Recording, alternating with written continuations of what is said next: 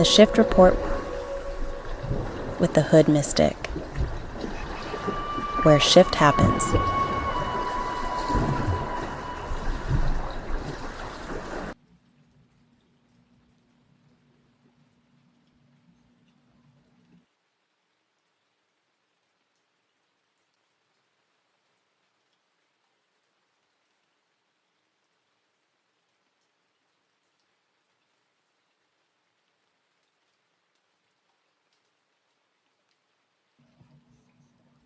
Peace to the tribe, peace to the collective.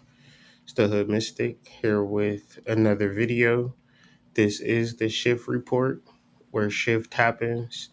Today we're going to be discussing the full moon that happens in Sidereal Cancer. Um, we're going to go through how this affects all houses. All of the things that I'll be talking about, the links will be in the description. So if you're confused about anything, I will always refer to the description. Check the links out so you could, one, understand this full moon, but then also understand how this full moon affects you. First, I would just like to say gratitude and peace to the tribe, peace to the collective, man. Just happy to be able to share this space and have the conversation in sidereal light, in a sidereal energy, because I would imagine that Western astrology will slate this full moon to be in Leo, which I understand why they would say that, because even in the sidereal chart, it's on the border, and those are hard to read. But we'll explain that as well.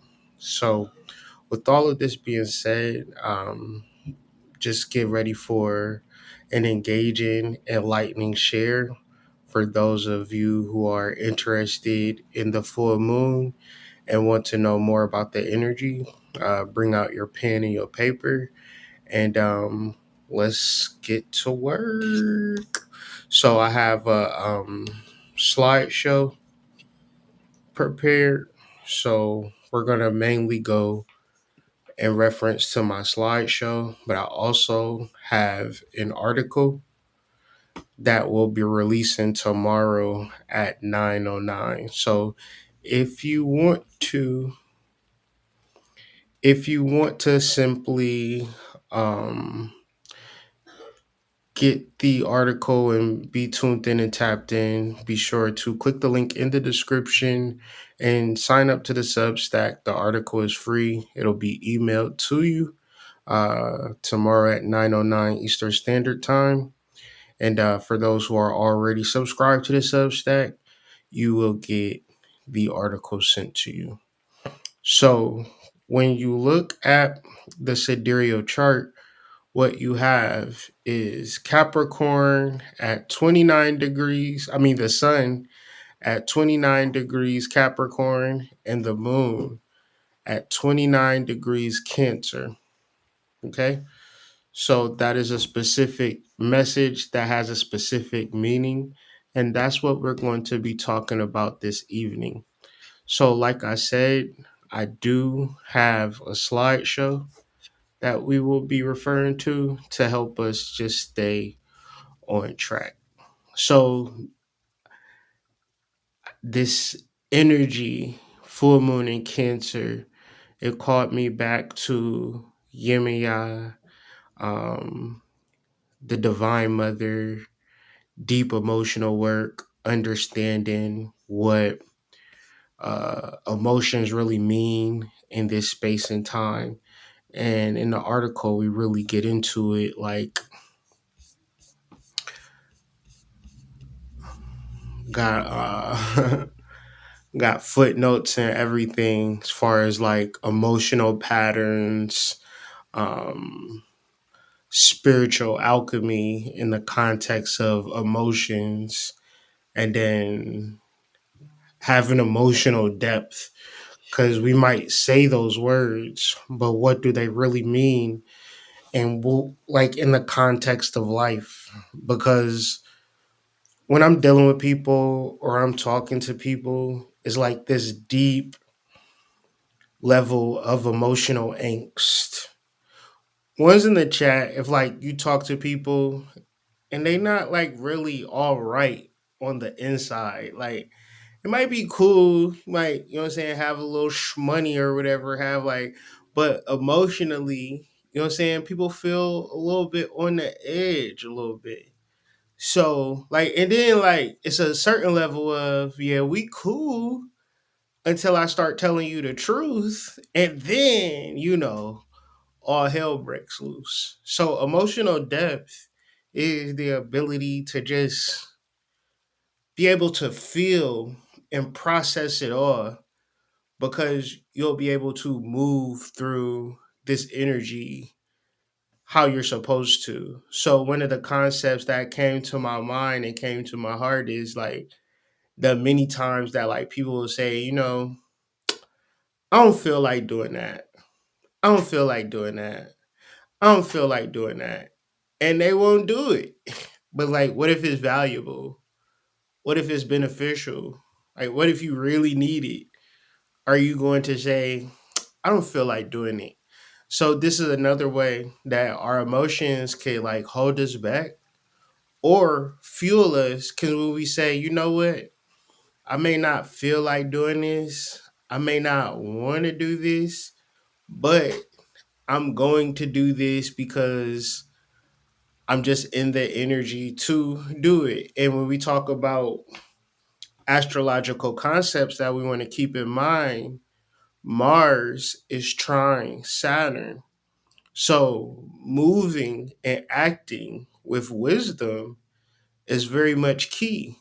But say, for instance, you have things on your mind and you don't do it because you don't feel like it. Or, it's a deep emotional angst and a deep emotional block that's stopping you from living a life that you truly want to live. And I suggest people get serious about shadow work, like get very serious about how you really truly feel in reference to who you are. Because a lot of times people don't even know who they are, and that's the biggest shame, right? We always want to do stuff, and we think that our business or what we got going on defines us for greater or for lesser. But at a spiritual level, when you tap into it, you're bound to find a prince. You're bound to find a queen or a goddess as a true identity outside of the regular humane understanding. And this is why we do this work. So, give me a second. So, the key things that we're going to be talking about in this share for this full moon, keep flipping the wrong thing. We're going to talk about the family, ancestry, and intuition that's tied into Cancer energy, emotional energy. And we, like I said earlier, if you got black people in your life, if they say they don't feel like doing something, you might as well just chalk it up. So when we talking about the decision making, that's going to influence whether we have a wonderful life versus whether we're going to have a horrible life, boils down to the emotional alchemy, spiritual alchemy that a person does. And many, many people do not recognize that my emotional life is crap. Like I am not happy, or I am not seen, I'm not heard, I'm not felt. Dare I say, I am not loved. Cause like when you are emotionally blocked and you're in like mundane situations, you can't be your authentic true self. And that's so sad, right? To live a life. This is like a very, because when you talk about this energy, you talk about a turning point. Like for whatever reason, right? People don't even be understanding that this life is real. So, meaning that I cannot think and have cognitive dissonance and have cognitive biases and move through this world and be right and exact. I'm gonna get my butt whooped, and it ain't gonna be no spiritual. There ain't gonna be no guru that's gonna save me if my emotional life is down the drain. And this is very much like the real spiritual work that nobody really want to talk about, because like being a professional astrologer, one thing's for sure and two things for certain, at the end of giving people the spiritual build up, they always end it like, Q&A, you got any questions?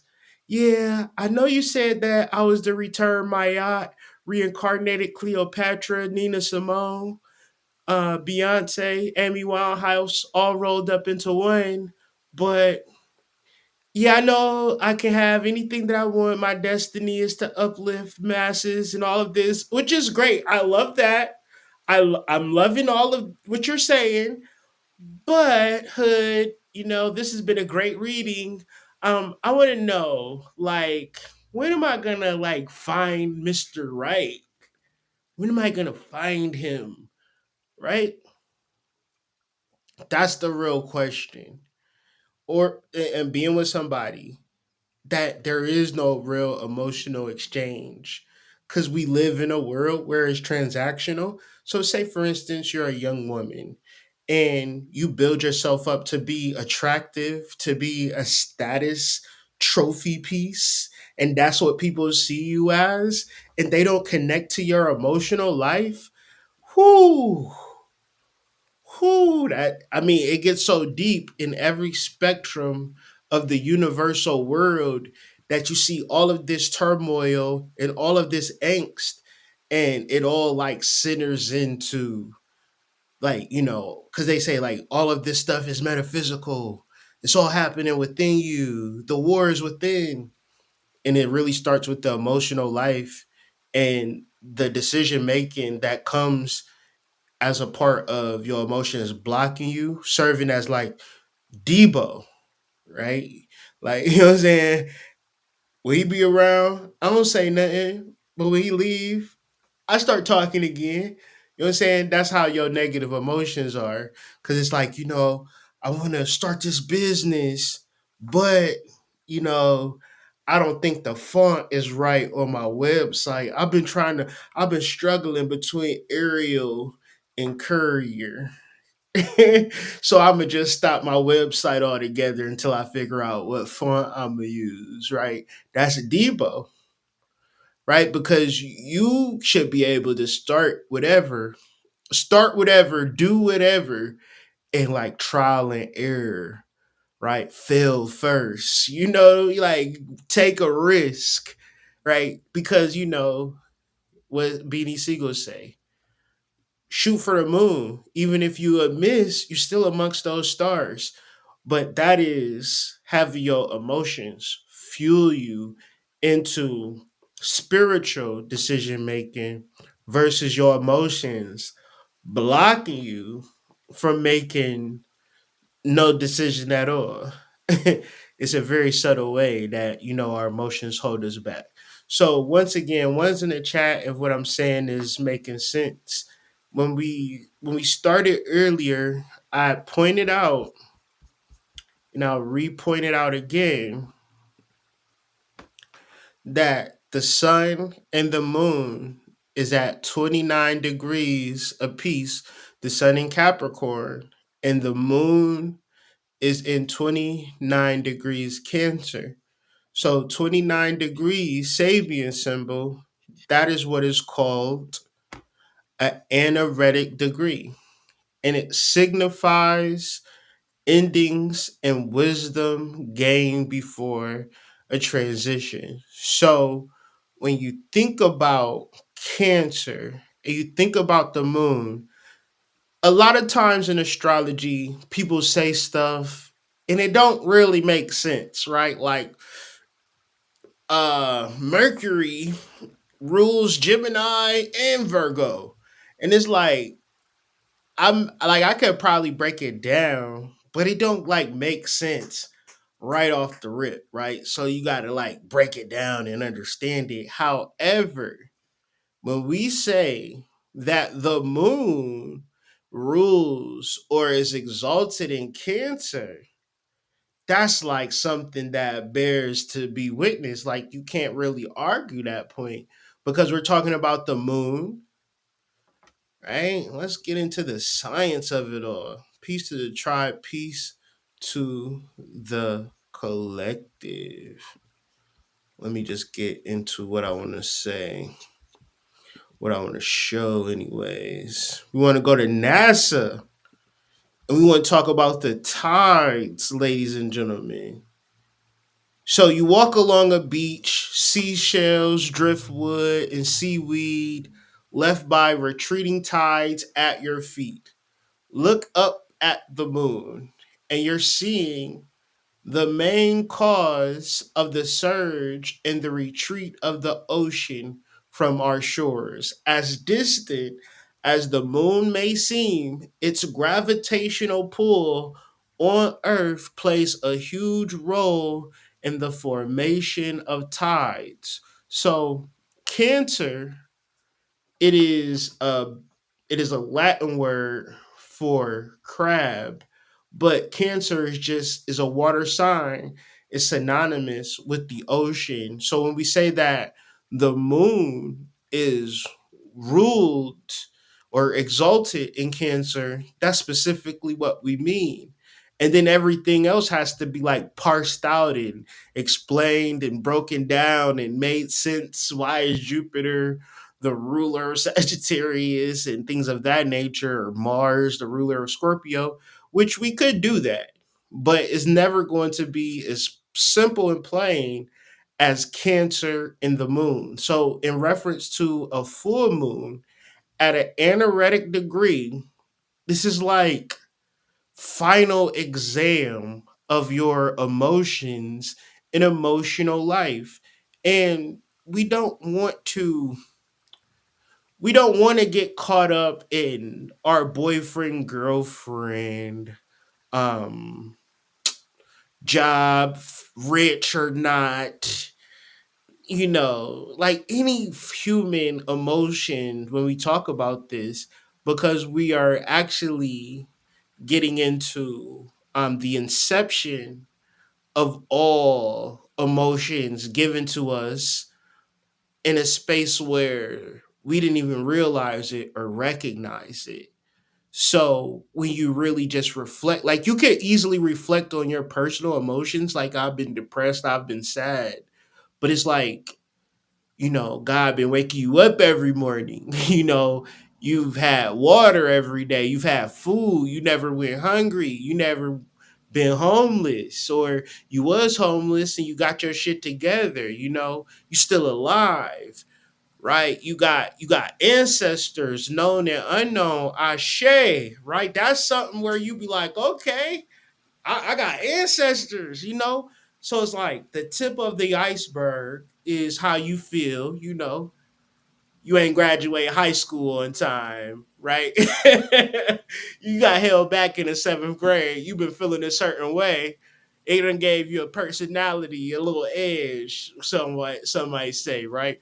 So, whatever the case may be, you reckon that to be your emotional life. But once again, we're doing spiritual alchemy, and we're not going to be like, well, basically, we're gonna be like Rick Ross. These niggas can't hold me back. These niggas can't hold me back. Like we got that energy going into this full moon. And in reference to being held back, there should be some form of tension in your life in some form or fashion. So, one's in the chat if there is any tension in your life in some form or fashion.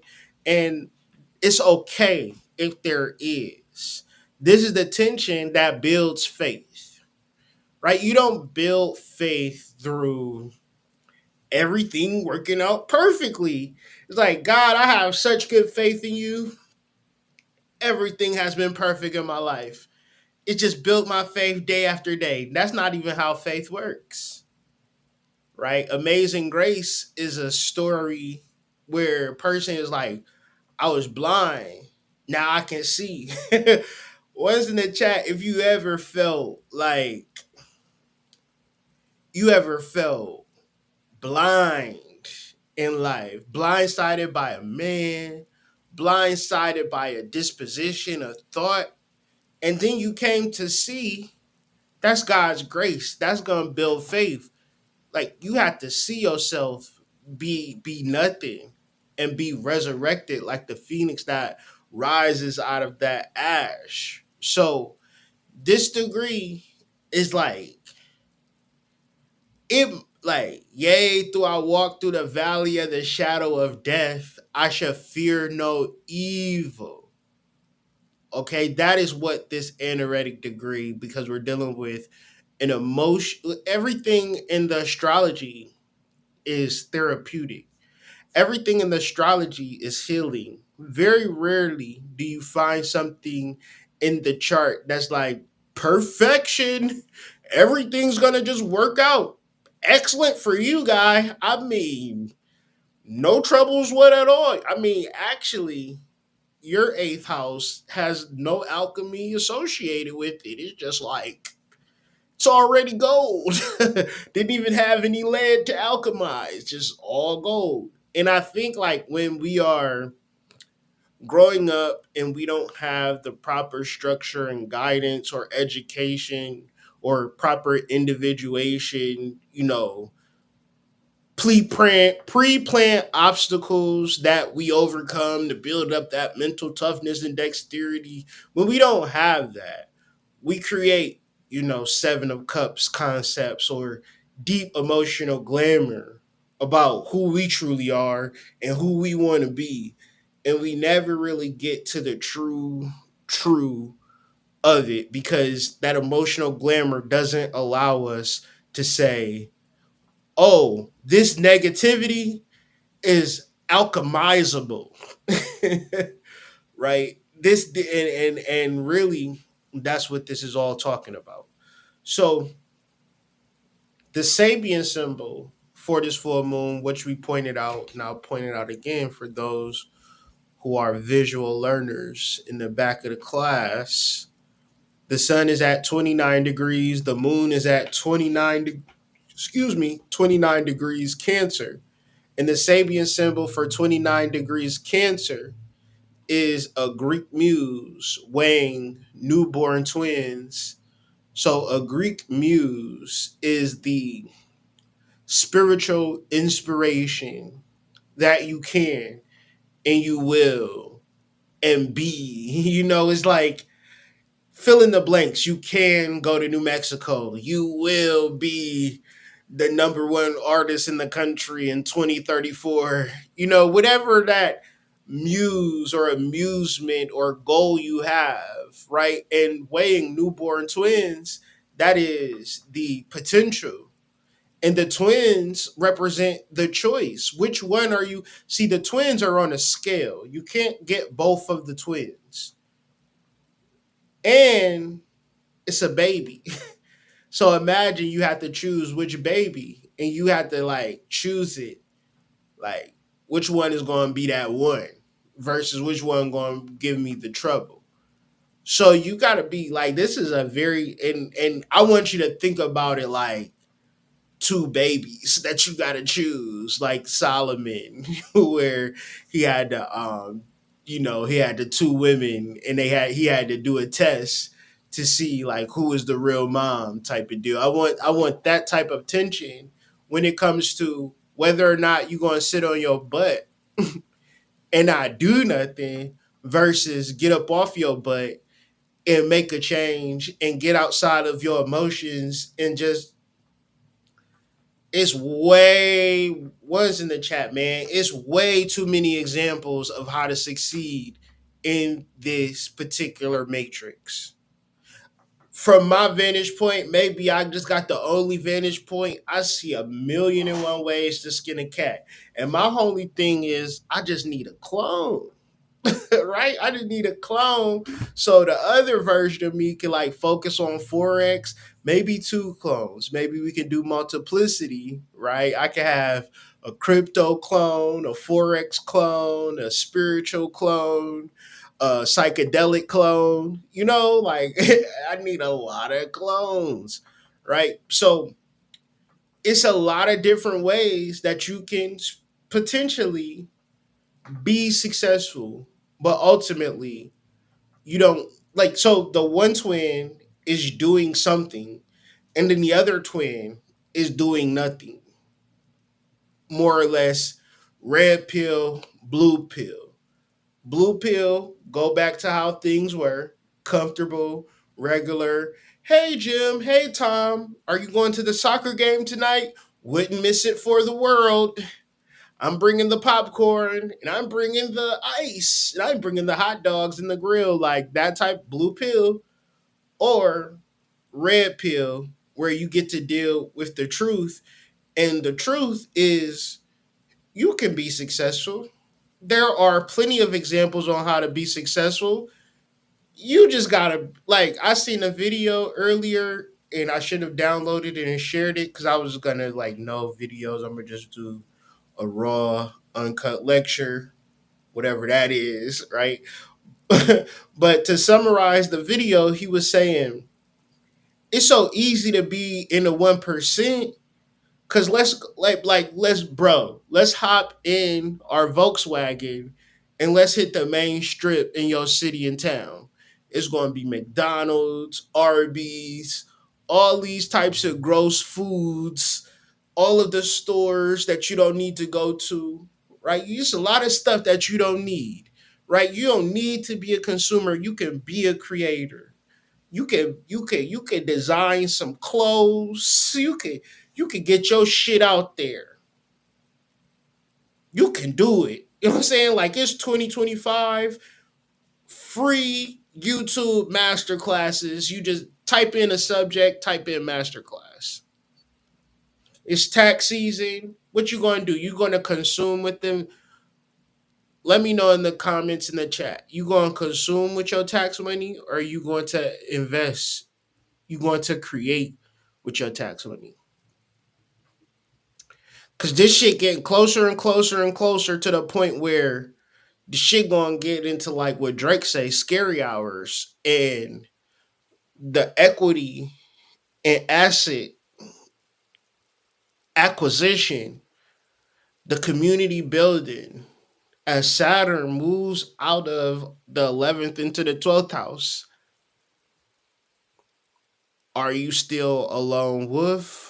Or are you figuring out how to live in this world for real? Or, like I stated earlier, Seven of Cups energy. Are you emotionally glamored into thinking that this world is just going to be easy peasy? All you got to do is kick your feet up and things going to come around how they supposed to come around. You're going to work at this job and one day it's just going to be like, whoop, pam, baba, bing, bang. Nah, so what to have this energy look like for me this week? I'm waking up super early and I'm getting my ass to work. Period, point blank. It at a certain point in your life is the only thing you can do is get your ass to work. So whatever, and the work be different too. Like this morning I woke up before everybody. It's like 5. I'm like clean the bathroom, clean the kitchen, clean the refrigerator, like deep clean. It's still like 7 o'clock. And then I'm like thinking about the class, the Chakra Nova intensive, then thinking about this video. But I've like got the whole schedule of just how I'm going to do things, or just thinking about just things. Like everything is organized, but it's not even like the organization of it all. It's me waking up, getting to it. Like, and I don't feel special. I just feel like shit. We all could just wake up and get to it, right? And that's kind of the choice that we all have to make. We either going to get to it or we not going to get to it. And the emotions that we're talking about in Cancer are not like, oh, I'm so emotional and I can't let go. I'm trying to get over you, though it hurts me so that I can't let go. You know what I'm saying? That's not the emotional we talking about. We talking about the fuel that's going to propel us to our desires and our dreams, because our emotions aren't in front of us. Our emotions are behind us, boosting us, moving us through this particular matrix. One's in the chat if that makes sense. So, additionally, with this full moon, is going to be a part of the Ashleisha Nakshatra. Now, this entire time, I have been building up for Chakra Nova, and we deal with the root chakra the first week. The root chakra is all about establishing and building Kundalini energy. So it would seem as though I had already planned for this nakshatra to be in alignment with the full moon and do like no, it just is what it is. Like I said in previous videos with the workshop, I am moving off of faith. I am moving without no external confirmation that Kundalini is needed for the collective. But I done found two Bobby Hemming videos that I posted on my Instagram of Bobby Hemming talking about Kundalini. Now, let me tell you, I didn't search for these videos, and I love Bobby Hemming, and I never heard him really specifically talk about Kundalini. But something in my algorithm have been giving me these videos where Bobby Hemming has been mentioning Kundalini. Panic been talking about Kundalini. So I've really been taking it as, all right, I'm in the right space and I'm in the right energy. And this Ashleisha Nakshatra, like I'm not making it up, right? The Ashleisha Nakshatra, it represents the Naga. It represents serpent energy. And in the readings, when you get the article that will be sent to you, if you sign up to the email list, the Substack link is in the description. You can see the links to the Ashleisha Nakshatra that somebody had written. I didn't edit it in back office and change the words. This is what this energy means. This is what this energy represents universally. And I've been on the type of tip and on the type of time for the 2 weeks, if you follow me on social media, where it's Kundalini or nothing, right? You should raise Kundalini or nothing. And I'm just trying to convey that message in a way that people begin to understand that the God is within you, truly. And Kundalini is not something that is Hindu, yoga, Vedic. It is in all religious systems. It is the religious system. You are the religious system.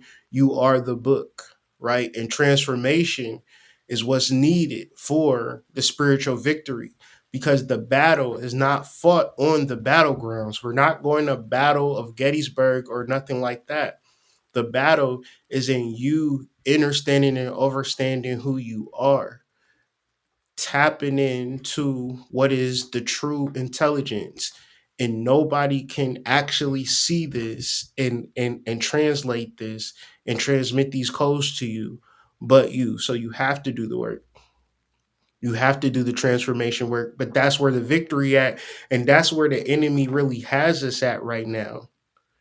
Because everybody is into the spiritual materialism, the social spiritual. Um, everything is just feel good, positivity. All of these good vibes only. Kumbaya, my lord, kumbaya. I finally found my tribe. Words in the chat. And at the end of the day, right, we get no real transformation, because the real transformation boils down to what choices and decisions that you're going to make at an emotional level. You making a decision is not you doing emotional work or spiritual alchemy. Sometimes the decisions that you make just simply block you and keep you in that same stagnant energy that you were in before. So, once again, we're talking about a full moon that's at the 29th degree of Cancer. And when we talk about Cancer, when we talk about water signs in general, We talking about emotional mastery. A good song to deal. Well, I got a couple of good songs to deal with this particular energy. "The Storm Is Over Now" by Kirk Franklin. That song was channeled to me. That represent this energy. "The Storm Is Over Now" by Kirk Franklin, and "H Town Emotions."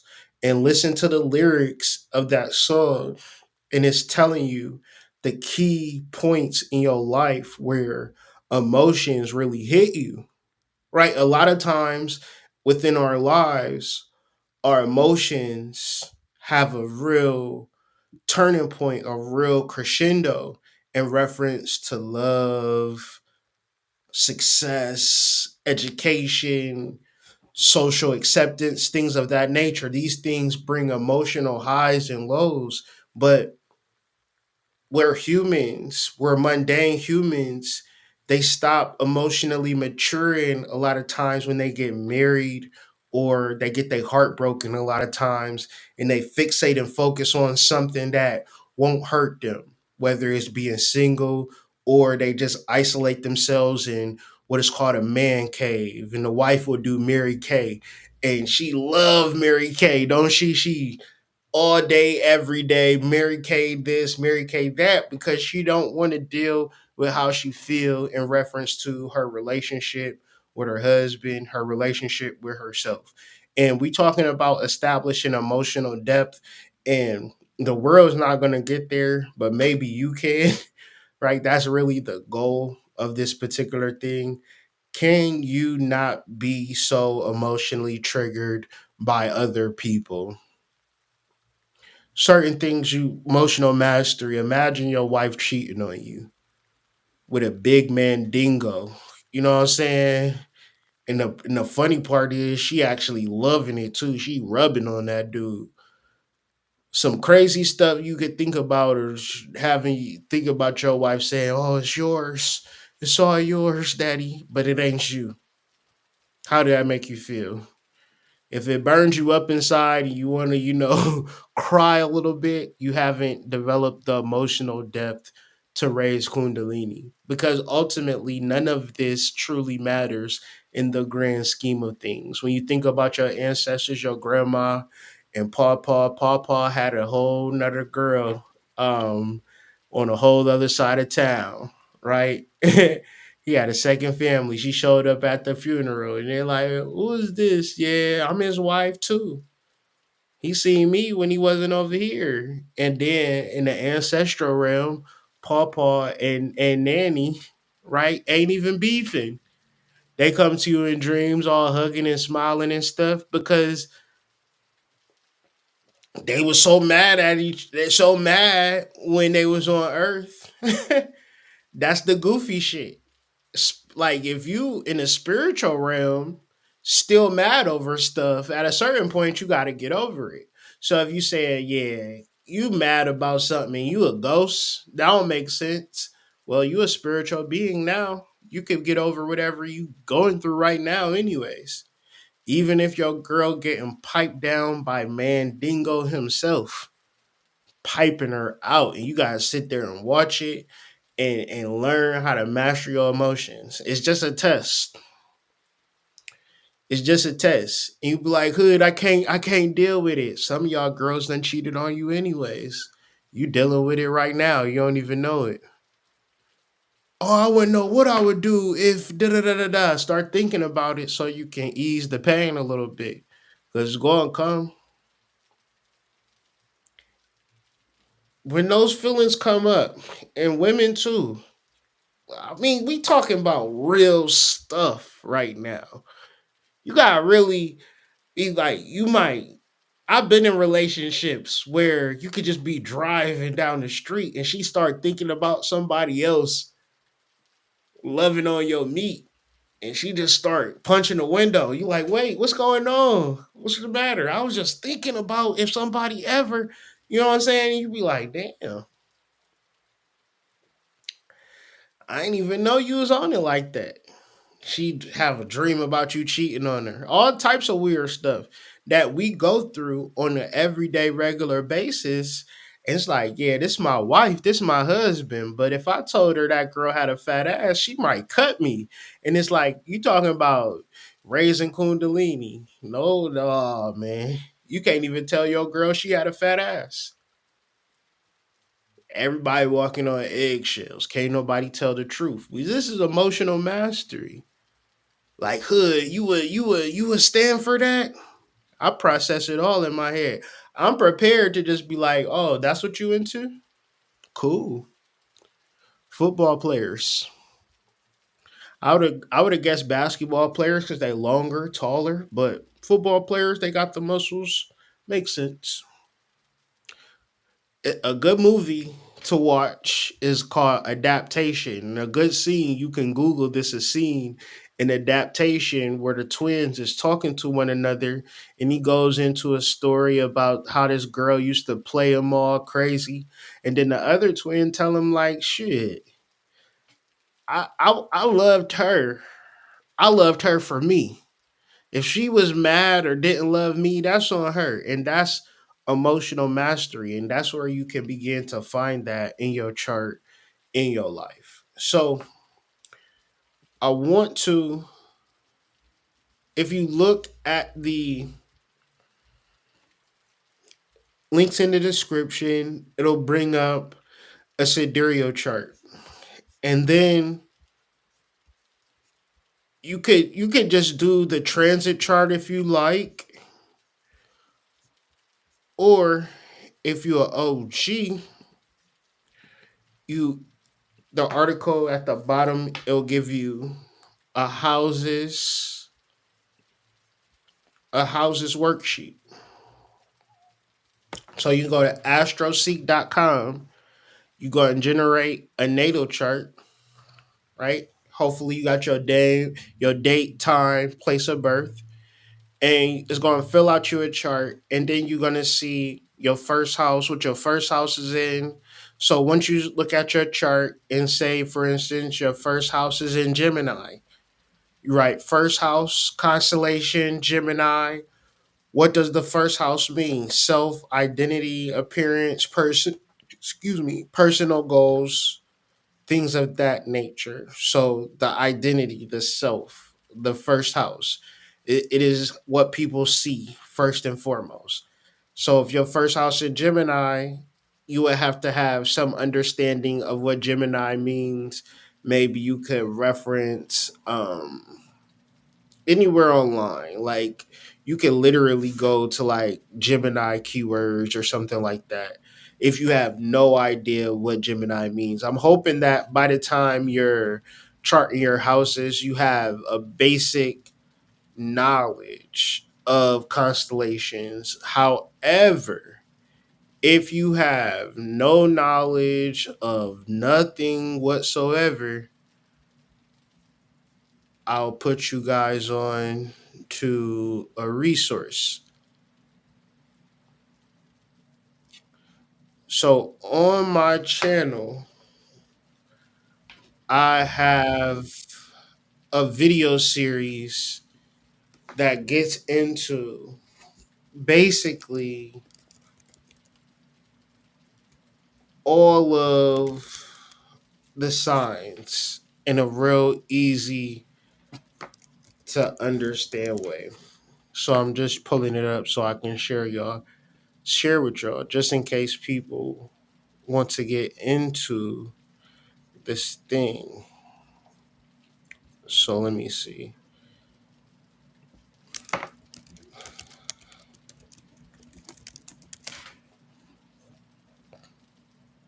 So it's called Astrology and Occult Wisdom of the Body. And you could like search all of the signs. Like you can go through each of the signs like Aries, Taurus, Gemini, Cancer, Leo, Virgo, so forth and so on. Like, or you can just get them. I got them separated as well.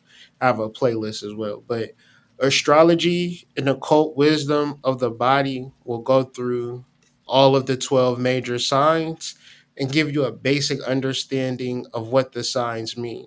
The reason that I'm referencing this particular video is because you gotta learn this stuff at a certain point. You can't like if I'm like, well, what does Gemini mean? And you're like, I don't know.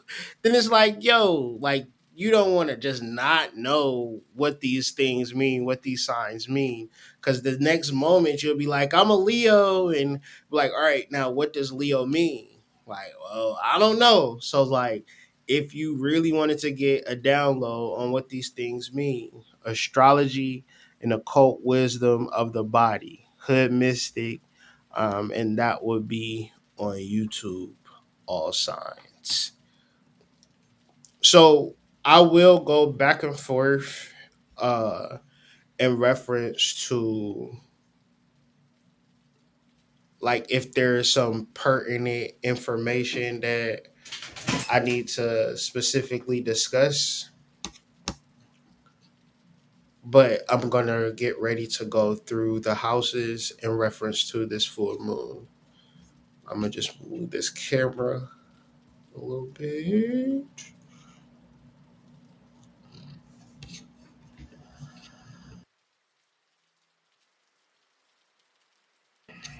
If you like the video, be sure to like it.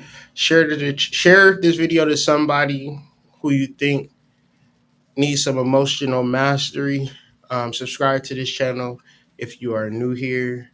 More or less focus on spiritual content, astrology, cultism, things of that nature. But yeah, let's get into full moon in Cancer throughout the houses. We're gonna go first house. You know how it goes. First house, second house, third house, fourth house, fifth house, sixth house, seventh house, eighth house, ninth house, 10th house, and 11th house, and then finally the 12th house. So you'll say, well, how do I figure out where the full moon is at in my chart? Go to the link that's in the description. It's going to be a transit chart. Click that link, put in your birthday, put in the full moon, which would be February 12th. Look and see what house the transit moon is in. So if Cancer is in your fifth house and the moon is in your fifth house, then that means that the full moon takes place in your fifth house. And you want to really figure this out because if it, and it's good for the individual who wants to take advantage of celestial energy. Because if we say that the temperature is going to be the temperature, and we say the temperature going to be 70 degrees, what's the first question you going to ask? Where is it going to be 70 degrees at? Because it for sure ain't 70 degrees in Detroit, right? So you would say, without a shadow of a doubt, when you're talking about the temperature, it matters more of where. That's the most important thing about the temperature. Ones in the chat. Because if I say it's 20 degrees in Alaska, what the hell did that got to do with you? But even though I'm talking about the temperature, you want to know specifically where it's going to be 25 degrees at. So when we talk about the houses and what house, and I said that this year we're going to make a point of discussing what house does this transit happen in your chart? Where is Venus at in your chart? Not where is Venus at in your chart, but where is transit Venus at in your chart? What house is it in? Because this matters as much as the temperature in your neighborhood matters. It's temperature all over the world. Everywhere in the world, bear witness to temperature, but temperature all over the world, it is basically, it don't matter at all if you don't figure out what's the temperature at where you're at. So first house, this is if Cancer is in your first house or the full moon is in your first house. So Cancer in the first house is the basic definition of I wear my heart on my sleeves. Right? And where it's like you can't hide how you feel about a situation. And this could be to your advantage or this could be to your disadvantage. But in reference to this full moon, you're gonna have to learn how to like play poker, meaning you're gonna have to learn how to bluff a little bit. And if you don't know how to bluff, if you don't know how to get this shit right for you, if you don't know how to like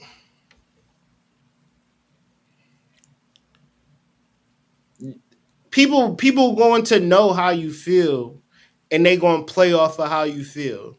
So if you in a relationship and you trying to get something across, you're not going to be able to get it across because your feelings is like always there. The same way as you playing poker and you like people, if a person knows if you got a good hand and if you got a bad hand, if they know your tells, they're either whenever you bet, they're not gonna bet against you. They're like, oh, I know he got a good hand. Like you got to be able to like have a poker face. Shout out to Lady Gaga, right? And this is what this particular energy is about. So we talking about Kundalini being in this first house. So if Cancer is in your first house and you're dealing with this full moon, you're like, well, I've always been seen as a pushover. I've always been seen. This could be because we dealing with Cancer in the first house. You could be heavyweight, you know, heavyweight champion of the world, and this is your skinny boy era. This your skinny girl era. This is where you getting into the gym, right? This is when you like really like because like when you talk about health, you're gonna have to fix that.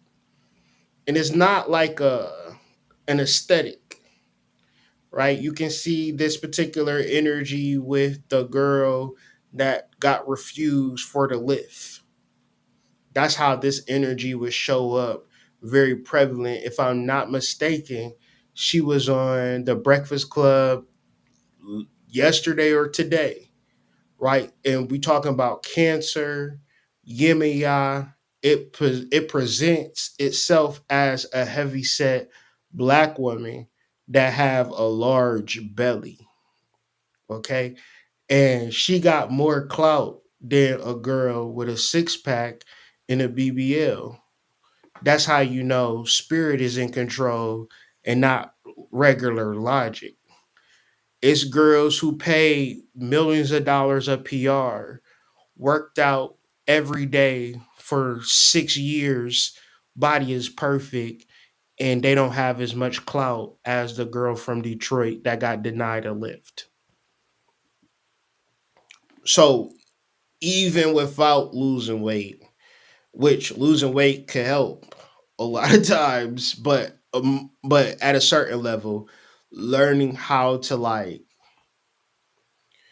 when like it ain't nothing that's going to hold you back when you understand working with your ancestors. Working with your ancestors would it be the same way as doing necromancy, believing in spirits and things of that nature. When you do the ancestor work and you have a mission, people don't know your mission and they don't know what part of the mission that they see you in. It's people. Now let me know if y'all can relate to this. One's in the chat if y'all relate to this. It had been people who have seen you throughout your life, throughout your mission, but they didn't understand it was a turning point in that next season for you. They didn't understand that you was going to bounce back like you never was. And some people that written you off didn't think that you was going to come back the way that you came back or even live the life that you was going to live because they just got you in that part of that story. Some people just got that part of that story where it was a bad weekend. You was in jail and they're like, oh, this the jailbird nigga. No, that person is a well-renowned author now. Oh shit, I thought this nigga was gonna be a lifelong felon. You know. So major shifts in perception. First house in Cancer. I need to stop doing that.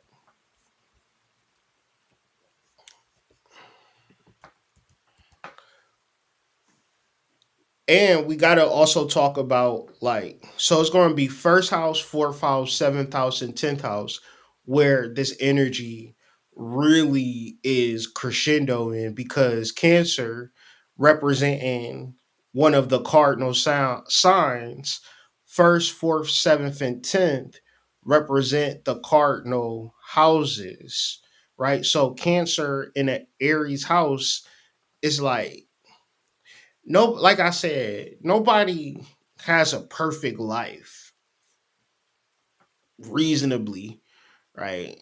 However, when you understand alchemy, when you understand catharsis, when you understand letting go, not carrying emotional baggage, having like, I don't give a fuck energy, I don't give a fuck attitude.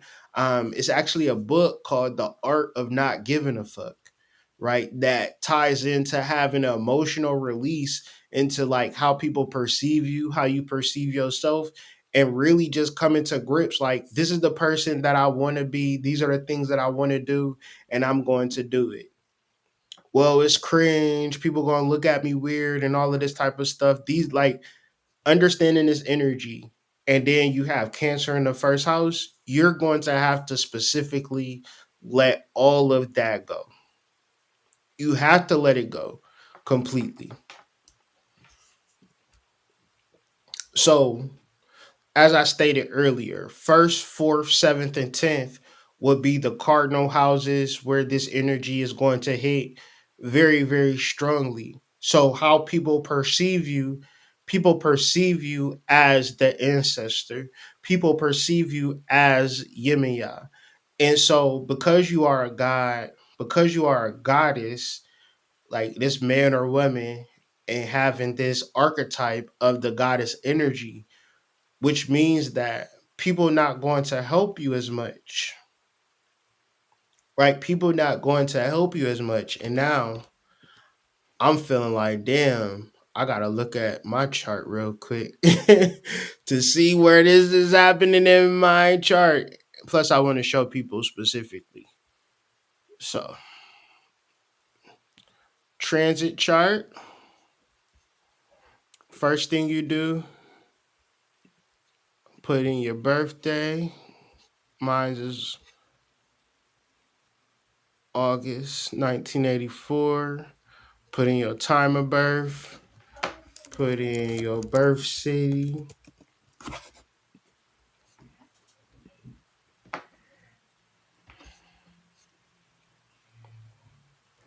So the full moon, this joint gonna be in my 11th house. Okay, okay. I just wanted to see. I just wanted to be prepared. I want to be prepared. This is getting juicy. So first house summary would be like, you embody this energy, people see this energy in you. So kundalini energy, ancestor energy, goddess energy, that's the first thing people see. People going to come to you for help. And if you are at an emotional space where you beat yourself up, then it's like people not even going, like, you can't even process this shit, because it's like, why ain't nobody helping me? And it's like, you got way more than enough help from God's ancestors, your spiritual development. Like, you supposed to help others, right? And if you don't get your mindset behind this particular concept, where you are the person that people need and you looking for help, you're going to have to shift your perception. You're going to have to let go all of the feelings of feeling like, oh, I'm not good enough, when it's you never did spiritual work and raised kundalini to see like, oh, I'm like a reincarnated goddess and all things is done through me and my ancestors. All right. Second house. Second house deals with your finances, value, and self worth. Is ruled by Taurus. So this is your Taurus house. So you would have Cancer in the Taurus house, which would give you a double feminine perspective. Taurus is divine feminine, Cancer is divine feminine. So very powerful energy quotient. But when we talk about divine feminine energy, the secret to getting money is that nobody knows how they get it. It's usually luck, intuition, making good decisions. It's some girl that chose a homeless man to be in a relationship with, and it's another girl that chose a business executive, right? There's some like you know how people will be like, I want a man that take care of me, and then they'll just choose somebody that don't take care of them. They'll be like, I choose you. You look good. He's so sexy. Like I thought you wanted a man to take care of you. I want him to look good and take care of me. And it's like, well, that's delusional, babe. He more or less going to skew on the ugly side if he going to take care of you, because he feel like to keep you, he gonna have to take care of you. The fine dudes, he gonna be able to get as many girls as he want. Oh, you trying to hit me with logic, and I want it to be delusional. So it's like, yeah, second house energy, fourth house energy is like we understanding making proper and good decisions. So this person makes good decisions better than other people. And I was like, do you even understand this about yourself? Like you like, well, I'm married. I got me a good man. I don't know what these girls talking about on the internet. Or, for men, it's the same way. My girl, shit, she treat me good. You know what I'm saying? I don't know. Like, so you make good decisions when Cancer is in your second house, financial decisions, things of this nature. How would this full moon assist you? So, and like I said, each process, each constellation, each astrological conversation is some form of therapy, is some form of problem solving. Because if we had everything figured out, we would not be trying to understand astrology in no form or fashion. We would just be like, living life, living our life like it's golden. But since we make mistakes and we have to figure it out, this is a good place to be. So if you're looking at your chart and you say, man, my Cancer is in the second house, but I'm broke as shit. That's something that you need to really work your way around, because you can actually get your stuff together, but you got to get your patterns right. You got to actually be like, all right, because remember what I said earlier. What do you feel like doing? Do you feel like getting your money together? And this is a very sticky situation. You could be constantly thinking about your money, but then never doing shit about it. And then you got to start to think the reason that I'm stressing about this money is because I'm never doing shit about it. So once again, we're dealing with our ancestors in a space where it's like, all right, what do we do? In my bloodline is astrologers and spiritualists. Right? Nobody in my family practices or anything, but it's deep within the bloodline. So when you do Kundalini work, you're going to access things that your family was good at. And you don't got to go to school or anything. It could be artistic talent. It could be in any form or fashion that you can begin to get your coin, a business, something of that nature. So let's think about the things that we feel like doing around money and self worth, especially if you look at it and you say, my Cancer is in the second house and my money is not where I want it to be. And I would say during this full moon, you would, even if you, not saying that you broke, but like it's some adjustments that need to take place in the house of finances in reference to the things that you're spending your money on, and why are you spending your money on it. It's, we talking about blue magic, so a lot of the shifts in money consciousness is releasing those scarcity mindsets that we've gotten from our children.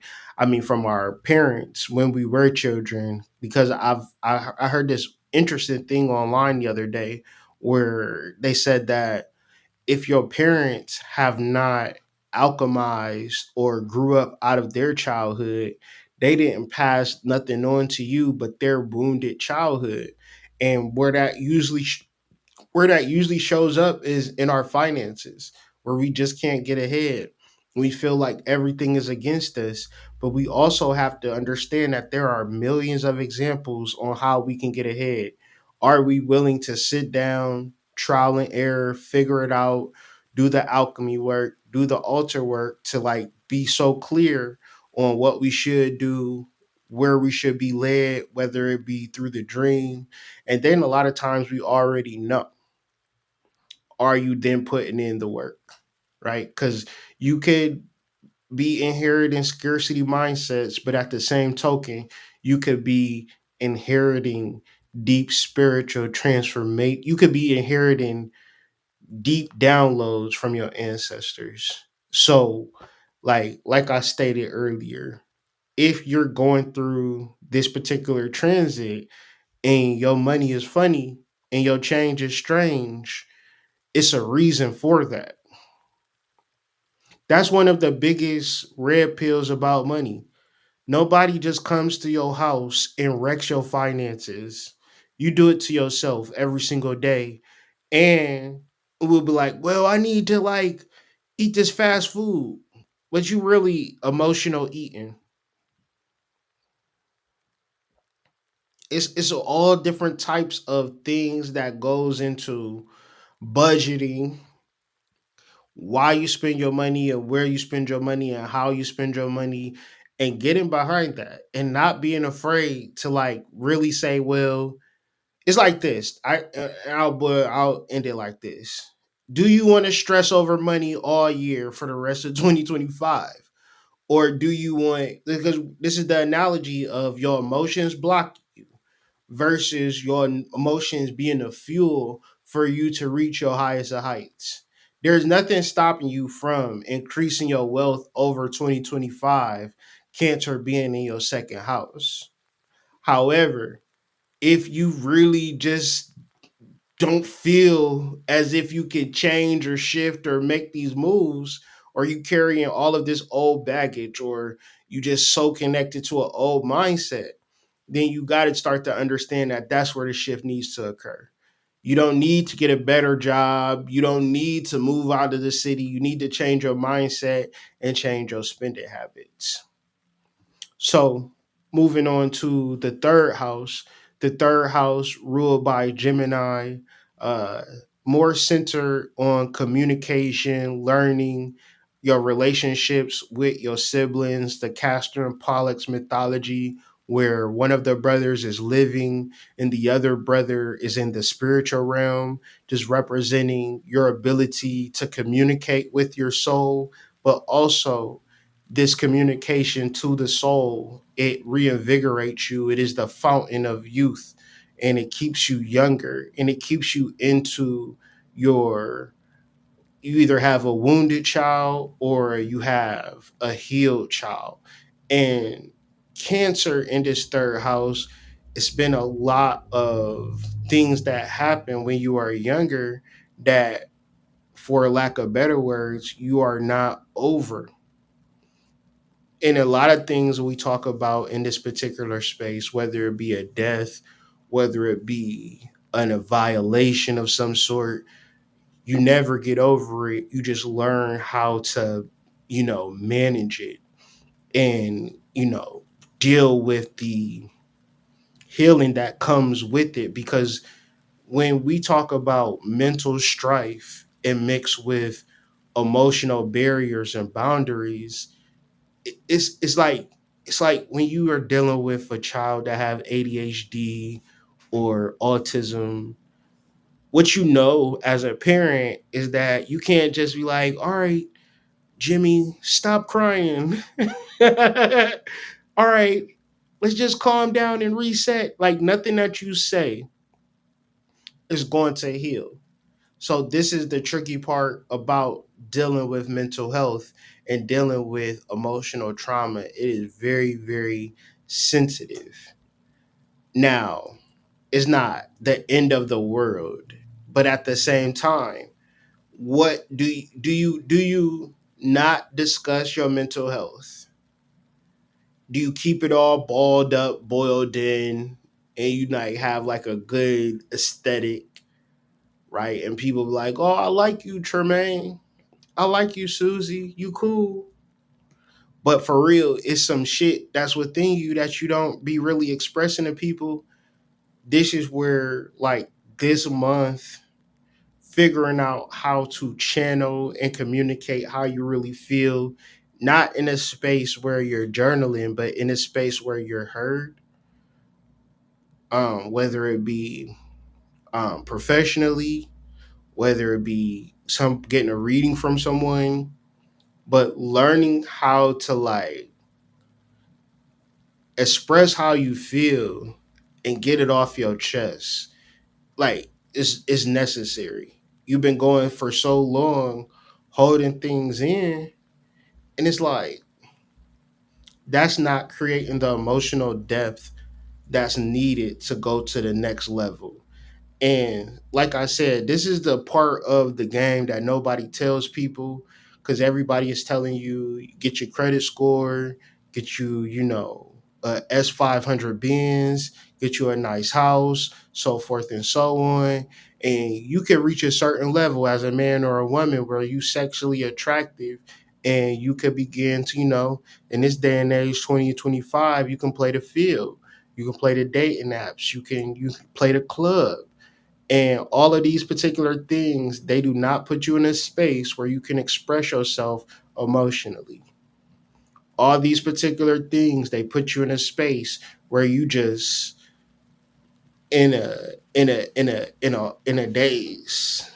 You know what I'm saying? Just spinning yourself in a circles, just chasing the next big thing, or the next new S550 coming out, or the next Pele coat coming out. And all of these particular things are not you expressing yourself. So you're going to have to ask yourself, if Cancer is in your third house, how am I going to express myself and be heard so I can begin to sort some real shit out? And it goes back to what I was saying earlier, healing past misunderstandings and emotional blockages in speech, because there is a certain level of, if I just buy a new coat, if I just get me another piece of furniture, that's going to solve my problems. But ultimately, if your heart has been broken and you never sorted it out, if you have dealt with grief and you never sorted it out, you are the type of person that might need a psychotherapy session. You are the type of person that might need a reading. You are just the type of person that might need these specific um, advantageous therapies that's going to help you communicate. Because what you'll notice is that there's nothing that's going to beat you speaking from the heart and the soul in a safe space. Now, if you have this in your relationship, you have a safe space in your relationship, use this as an opportunity to get clear. Figure out where Cancer is in your chart. If it's in the third house, you need somebody to talk to. And once again, once you get past this point of this emotional blockage, this emotional alchemy, intuition is there. Like, and the reason why, it's like you feel that you're not good enough. You feel like you can't make it. You feel like the world is against you. But at the same time, you got your ancestors that's going to support you. You have your spirit team that's going to support you. You have your network that's going to support you, but you just don't see that. So intuition and negative emotions are on the same scale, right? One is 100 degrees Fahrenheit and the other is negative 100 degrees Fahrenheit. They on the same thermometer, but you just got to see where you're at. Are you in the space where you feel that the world is against you, or you feel that you are tuned in and tapped into the spiritual world? You are understanding your part and place within the society, and you hit that, you know what I'm saying? Hit the ground running, and everything within your life and your situation is working based upon the intuition. And the intuition, what you have to understand, is not negative and it's not passive. So it's positive and it's active. but it's emotional. It's a feeling. So one's in the chat if you know when you're doing the right thing. Like it's a point in time in your life where you like, I knew this was the right thing. I knew you was the right girl. I knew I went to the right church. I knew I signed up at the right job. Like you know when you're doing the right thing. That's emotional, that's intuitive, and that is active. Okay.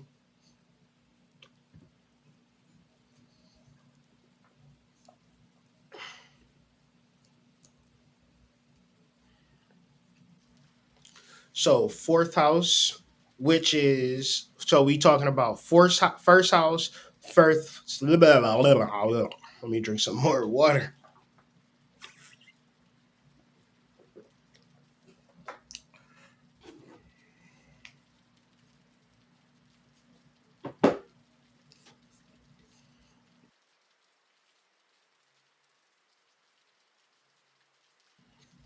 So we have the first house, and we have the fourth house, the seventh house, and the 10th house that operate as our cardinal houses because we have a full moon in a cardinal sign, and the energy is anaretic, meaning that it is representing a turning point, it is representing a culmination, it is representing a reflection point.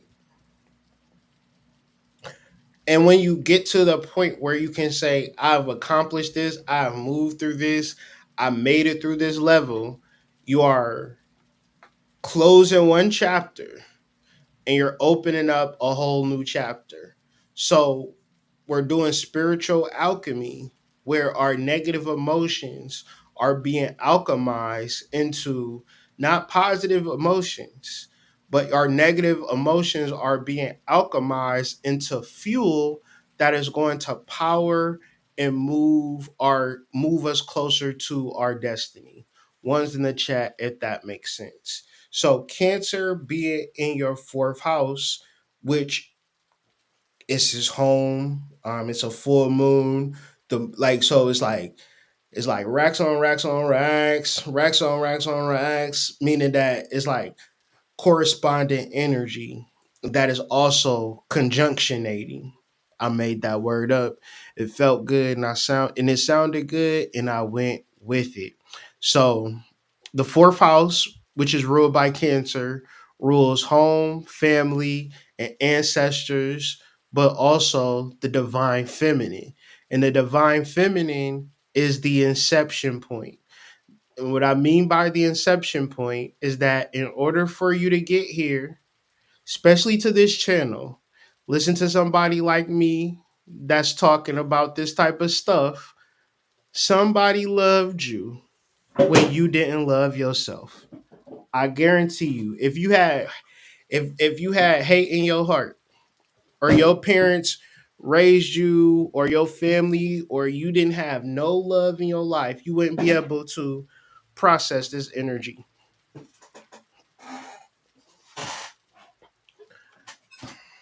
I remember growing up, like as a baby, and I remember my grandmother's cheeks. I might have been 2 years old from what I remember. And I wanted to like grab them cheeks. I was like I remember just wanting to grab those cheeks and touch and squeeze on those cheeks. Like that was one of my first memories. I was obsessed with my grandmother's cheeks. And that is the fourth house. That is Cancer. That is love. That is the divine feminine because we all come from being loved in a space where we couldn't return that love back. And there's so many ways and factions and energies, teachers and friends and families and can I spend the night over Charmaine's house for the weekend? Like it all wasn't all horror stories growing up. There have been points of inception of love and goodwill and generosity. So the reality of that is that we're surrounded by it and all we can do is cut it off because when we are talking about kundalini we're talking about the serpent goddess that is within us, the divine feminine that is within us, the all knowing goddess that we are. But when we are in our human mundane space, we do not connect to the fourth house, Cancer, Yin and Ya, divine feminine energy, because we are what is now what they call it transactional. We want, exchange this for that, exchange that for this. And when you talk about home, family, and ancestry, there is no real, they say home is where the heart is. Blood is thicker than water, and your ancestors will deal with you when nobody deals with you. So, this fourth house, I'm sorry, this full moon, if it's in your fourth house, if you have Cancer in your fourth house, it's all about doing altar work. It's all about connecting to the divine mother. It's all about, because it's not about, well, what am I going to get out of it? You got to understand, doo doo diaper, right? Doo doo diaper, you know, your ass acting like you wasn't walking around diaper full of doo doo. You couldn't change that yourself. Motherfuckers had to deal with your shit every day, multiple times a day. And you talking shit, literally. What Kendrick Lamar say yesterday? Be humble. Be humble. And that's what this fourth house energy is. So deep ancestral healing and emotional closure. Yeah, yeah, my mama did this. My daddy did that. My family ain't shit. You holding all of them grudges. You holding all of them grudges, and at the ancestral level, it's a whole different space, time, and energy up there. They don't even know what you're talking about. What you mean? What you mean I cheated on your mama, girl? Me and your mama, we together, we chilling. Why don't you get over it? Whatever you dealing with in reference to your family. Yeah, granddad had another family, had another girl up to, whatever it is, whatever, it could be all types of weird shit. Families is weird. One's in the chat. All grandma died. It wasn't no Sunday dinners. You thought it was an episode of Soul Food and shit. You was thinking life is a movie. It ain't that. You gotta let all of that shit go when you working with your ancestors. Yeah, but you know what I hate? I ain't even gonna say I hate, but I hate it when people say, "Well, I didn't know my ancestor's name, so do you think an ancestor altar would work for me?" Well, motherfucker want to hit you with the hot mumbo jumbo. I was adopted, girl. Don't nobody give a fuck if you don't nobody give a shit about you being adopted. You better do that fucking altar work. I don't know. Motherfuckers like to hit you with, yeah, I went down to the state clerk of courts and found out my ancestors were the Cherokee Indian. I don't give a shit. Did you do altar work? Because what is the major part about giving ashes to your ancestors? Those known and unknown are all one and the same. If you hold this resonance, Cancer in the fourth house, like your home is an altar. You are a spiritualist. You are a babalao. You are a priest. You are a priestess. Don't nobody give a fuck about your life story, how rough it was. At a certain point, get over it because you sound crazy. You 44 talking about some shit that happened when you were 7. And a lot of time have passed. And so we talking about culmination, short-term culminations, long-term culminations of emotional things that you have been like, oh, I don't want to talk about it or I'll get choked up. Man, let that shit go. So once again, connecting with the divine feminine for wisdom, which would be doing altar work, but also being generous. Divine feminine is your mama, changing your shitty diaper every day. Just thinking about that, you can't be faulting your mama for shit. And you then transpose that to your grandma, great grandmother, great great grandmother, great great great grandmother, great great great grandmother, great great great great great grandmother, and then you got all types of motherfuckers that's just waiting to give you divine wisdom that you would be disconnected from. What? Because you got a fat ass or something, and the niggas be like, "Ooh, you got a fat ass, girl." You be like, "Ooh, I got a skinny waist, I got a fat ass," but like, did you do altar work this month?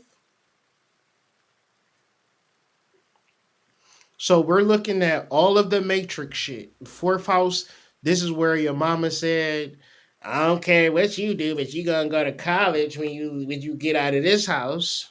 You gonna get a job. You can't live here and not pay no bills. Parents put you in fight or flight. Parents locked you into the matrix. Your parents said, you know what, I'm a good parent. I'm gonna send your ass to school for eight hours so you don't get the attention that you deserve. Cause I love you. Letting it all go. So now you thinking about things in a different way. You thinking about homeschooling your children. You thinking about holistic healings and elderberry soup instead of Robitussin. One's in the chat.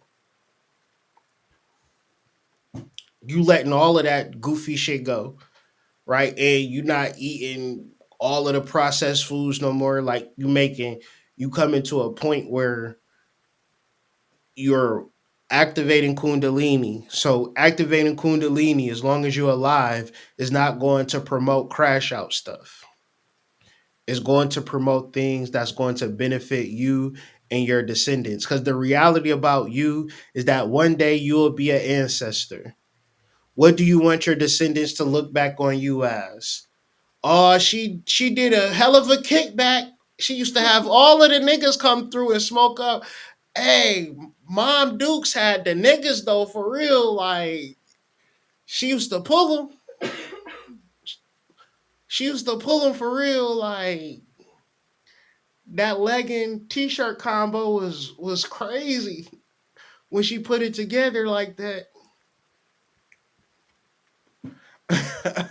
ah. So fifth house, if the full moon is in your fifth house, or if Cancer is in your fifth house, once again, link is in the description. If you want to get a transit chart to figure out where it's at, then you can also do the houses worksheet. So whenever we say any full moon transit, you'll just know because you will have your worksheet filled out to perfection. But anyways, the fifth house is going to be centered in creativity, romance, and sex and Kundalini. At the lower level, Kundalini is sex. At the higher level, Kundalini is you becoming one of the most creative people in your industry, where when you present something, people are waiting on it, looking forward to it, because they know that your spiritual energy that's tapped into Celtic lore, Egyptian lore, Atlantean lore, it's all being presented on the forefront in your artistic expression. You can break down any barrier, Cancer in the fifth house. You can break down any barrier in your life if you understand that your emotions are fuel for your success. So what is this? Your boyfriend cheated on you. Guess what we about to do? We about to put a mixtape out. My boyfriend cheated on me, the EP. And we gonna go crazy. We gonna do fake Instagram skits. We gonna recreate it all. We gonna do TikTok dances. All the girls that ever got cheated on, they gonna download your EP, and we gonna become millionaires. So I'm just using that as an example. We're looking at all of our negative emotions, and we're not going to say because niggas love coming to me with they reason as to why. Yeah, man, I told you my font. I'm trying to decide should I get Courier or Arial. I can't decide, so I'm gonna just scrap the whole website so I'm able to make a decision. It's gonna take me like 5 years because I know Windows gonna come out with some new fonts soon. So I'm gonna just wait for that. So yeah, I get with you in 5 months, and I'll be, I'm the type of person that press. So I'll be like, yo, what's up with that thing you said you was gonna do on Friday? And you know what happens? Niggas stop talking to you. I don't know what to do about that because I'm gonna still press. I'm gonna still press. My son is in the 11th house, and that's where this full moon is taking place at in my chart. So I'm gonna be motivating the collective. You feel me? Fifth house. So the sexual thing is crazy now. The sexual thing is so crazy because one of the deeper realities tied into sex is the demonic energies that you be accepting in your life. And it's like man, y'all got sold a bag of goods that wasn't no good. Cause it's like if Cancer is in your fifth house and we live in a sexual free society, your ass was like, you know what I'm saying, Luka Doncic. You know what I'm saying? You was a MVP. Starting at point guard, Charmaine Jackson. Dun, dun, dun, dun, dun, dun, dun. She about to, you know what I'm saying, put them down for the night. You know what I'm saying? But at the end of the day, did that lead to peace? Right. So now you gotta actually begin to look at things and really process shit like, something that people told me back in the day, is more to life than sex. And that sexual energy, although it be so pervasive in society, it's all of these apps and stuff, you got to come to the realization that none of that shit is good. And like, if you was able to get your rocks off, count that as a win and let that shit go. And then the next person that come into your life, it'll be somebody that's like valid, Like it can't be about sexual energy. At a certain point, if you lucked up you in a relationship or if you single, the same rules apply. Cultivate kundalini within yourself and raise your energy. Like this is more important than anything because a lot of times like shit, if that person can't really help you spiritually where you're able to like process this shit. Cause like you gotta see people just crashing out every day. People making bad decisions every day. So it's like you the type of person, Cancer in the fifth house, where you want to be known for having the best head in the city. And it's like, all right, like you maybe you a sexual champion. Like you are the king of sex. But that's also external validation. And that's like blocking kundalini because kundalini is sexual energy, and sexual energy will get you up in the morning and allow you to do everything you need to do for your bloodline, as opposed to just saying, this girl I know, I like her, she like me, this boy I know, I like him, he like me, so forth and so on. Man, I'm telling you, if it ain't twin flame energy, don't fuck with it. Like in 2025 though, can we come to that conclusion? Like I'm tired of dating, right? Cuz me and my wife we single, right? We date. You know what I'm saying? Fill out your application. Anyway, yeah, so yeah, no, but so when you dating and girls be like, "Yeah, I'm single. I don't got no man." And then you be like, "Are you sexually active?" Well, yeah.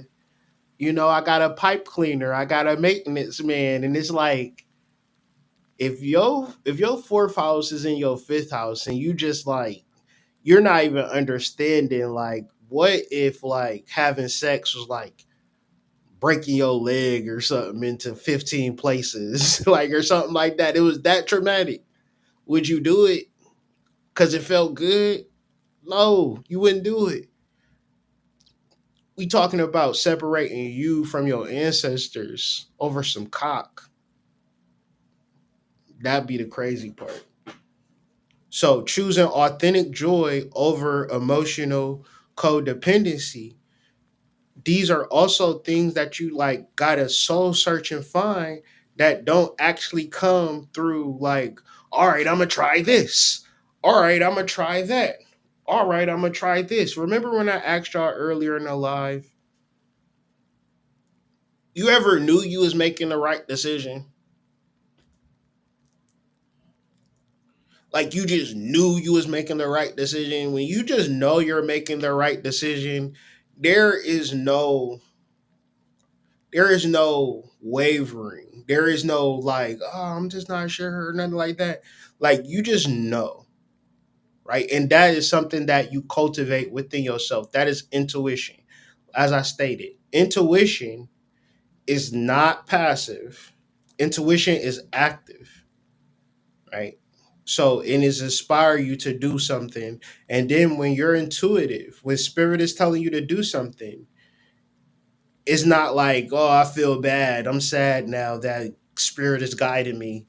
No, and it doesn't lead to like, all right, I need to like blow all of this shit up. No, it's just going to tell you how to move through life in a way that is like perfect, right? But sometimes we can rely on other people, systems, things of that nature to guide us. But when we have Kundalini, when we have Cancer in our fifth house, which means that you have Kundalini. So this would border into like, this would represent the first house where like, can't nobody tell you or teach you shit. Wherever Cancer at in your chart, so you is that friend, all y'all tell you is the one like, girl, you grab it like this and you suck it like that. Girl, you doing it all wrong. And they like, Charmaine, how you know how to do this? And you like, I don't know. I don't know how I know. But you can't be doing it like that. He don't like it like that. You gotta do it like this. How many of y'all is giving a girl sex tips, but ain't nobody give you sex tips? That's Kundalini. So sixth house, our house of service, that's ruled by Virgo. Health, work, daily routines, tied into our 12th house. So our sixth house is tied to our 12th house in the sense that this is the thing that we do that we love doing.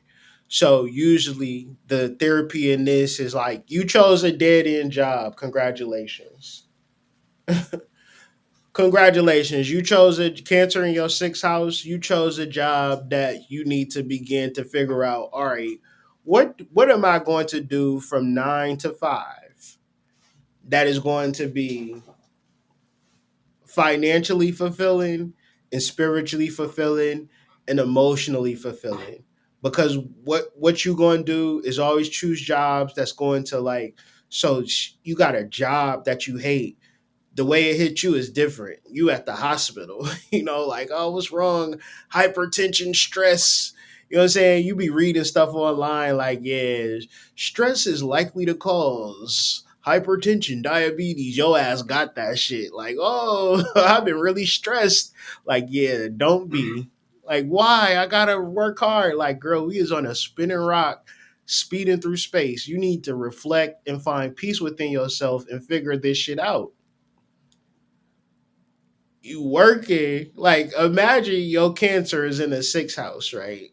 Your ass is like going to work, but like that's all you doing though. Like you just working. So what? You don't work out. You don't eat right. You probably like got a job that's an hour and a half away from your house. So what are you like? Yeah, I'm working 7 days straight. Like what? Like you don't never have no time for yourself. And what's the kicker? You hate that shit. But I got a degree in it, hood. Like, yeah, you got a degree in pure hatred. Well, what am I supposed to do? Yeah, you gotta do Kundalini work and altar work and deal with your ancestors to figure out what is your 6th and 12th house quotient. Like, what are you going to do? What is your service to the world that you love doing? Well, I don't love doing nothing. Yeah, you got to meditate. Remember what I said? 90%, and that's just a fake statistic of people, don't do shit because they don't feel like doing it. Why you ain't figure out what you supposed to do in your life? Cause I didn't feel like it. Cause I didn't feel like it, hood. Well, that's not an excuse. Like, well, what you love to do? I didn't take the time to figure it out. So I'm gonna just work at this job where I got a degree at because they pay me well, but I hate it. And I got hypertension, high blood pressure. I work in 15 days in a row. I hate my job. I hate my job. I hate my job. But anyways, can you help me? Like, quit the job. So when I get off work, I'm tired, hood. Can you help me? Releasing habits that sabotage your health and productivity. A lot of times it's going to be your job and it's going to be, all right, I got this 2024 new car. We about to do DoorDash and Uber Eats or medical delivery or something while I sort this shit out. What is you sorting out? Your health and your ability to be productive. You don't be productive in doing shit that you don't like. So, like, workaholic. I feel like I need to work till my fingers go to the bone, hood. You got a mom that's a nurse, but she don't really yeah, you a nurse because of the money, because you for sure don't want to take care of nobody. What you mean I don't want to take care of nobody? I love helping people. But mom, you don't help yourself. Wait, did he just eat just then? I think he did. Helpers want to help the world. That's cap. What do you mean that's cap? How you gonna help the world and you don't want to help yourself? You don't even know what you like to do. You don't even know what you love to do. You don't even know the work that's going to set your soul on fire. You gonna do the work that oppresses you that you hate. And let's get in our car, let's go down the main street and let's see how many businesses we can write down. And let's see how many optional professions that we can choose from. But let me choose some shit that I hate though. So what are you doing to help yourself? Cancer in the 6th house at an emotional level.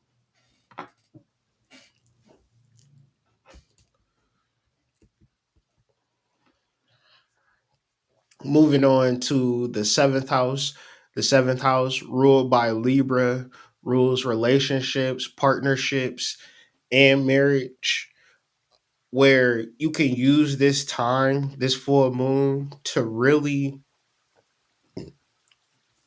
I would say, and this isn't really specific, but just like, it's not to say like you broke up with somebody or you divorced somebody or y'all separated or anything like that. Y'all can be together perfectly fine and still heal the emotions.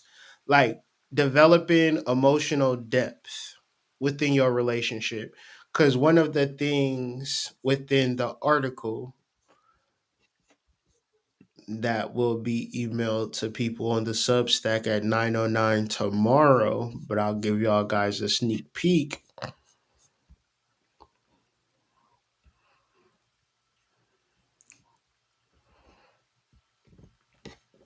So, hold on. Okay, yeah. We're talking about developing emotional depth. And this is an ability to share your deepest thoughts and feelings and connect with others safely and vulnerably. And the point that I'm talking about is that it is a skill that can be refined and improved.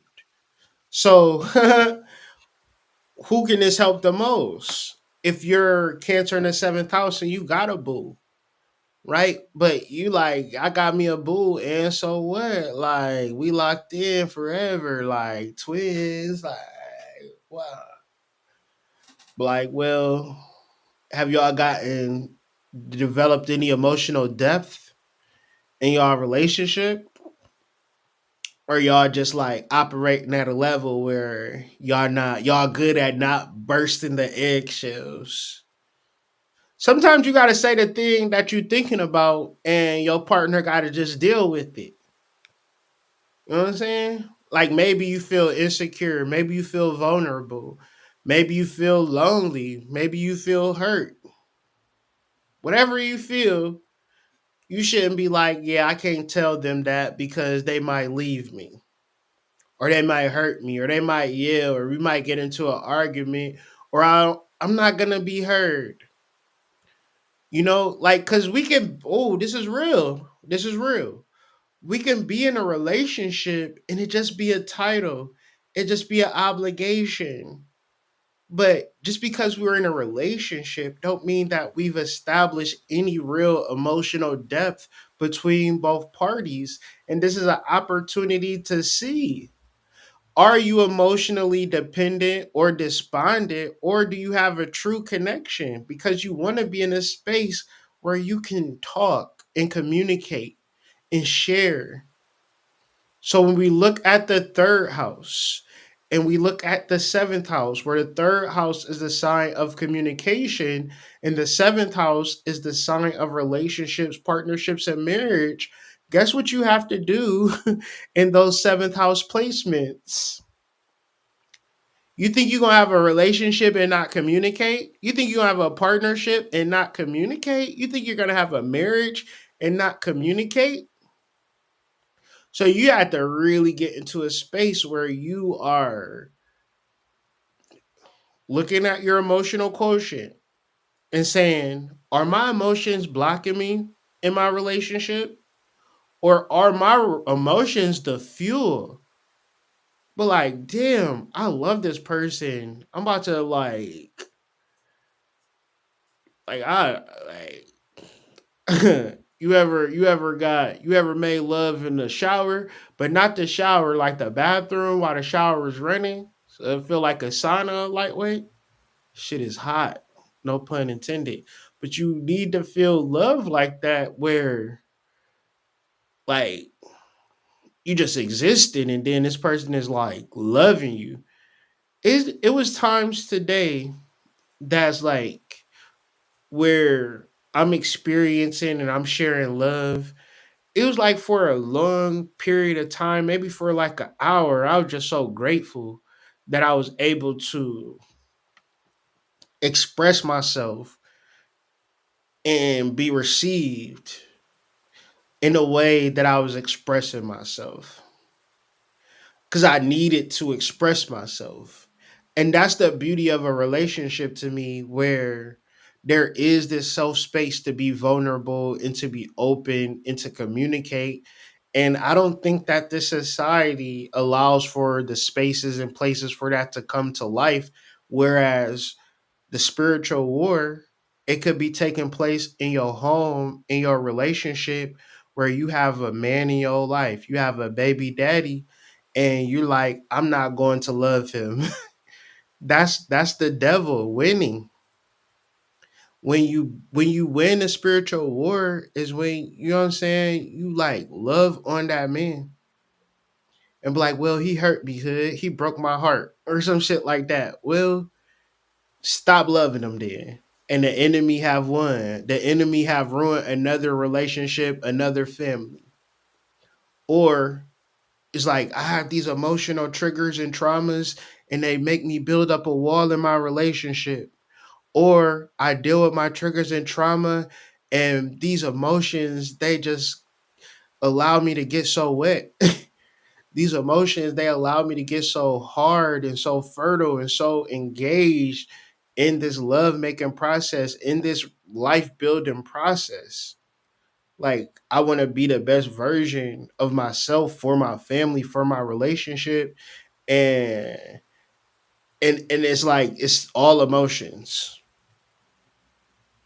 because you could be in the same relationship and be hurt and not show up for your partner. Not because your partner did something to you, because you ain't healed 15 relationships ago, 7 relationships ago. You still broken. And in this relationship now, you like, well, this person is going to catch hell because I'm hurt. That's spiritual warfare in your home. Cause man, you could be like setting that nigga's world on fire. Like, you know what I'm saying? You could be doing some real fly shit tonight. He'd be like, damn, what's the occasion? It's Tuesday. He'd be like, Tuesday? Why Tuesday? It's Mars Day and you a divine masculine and you need to be treated like one. Like, let me treat you good. And if you ain't like, so Cancer in the 7th house, I'm not going to assume that you're single. I'm going to assume that you're in a relationship, a partnership, a marriage, something where you're not maximizing the relationship because you're broken and you're not healing. That's crazy.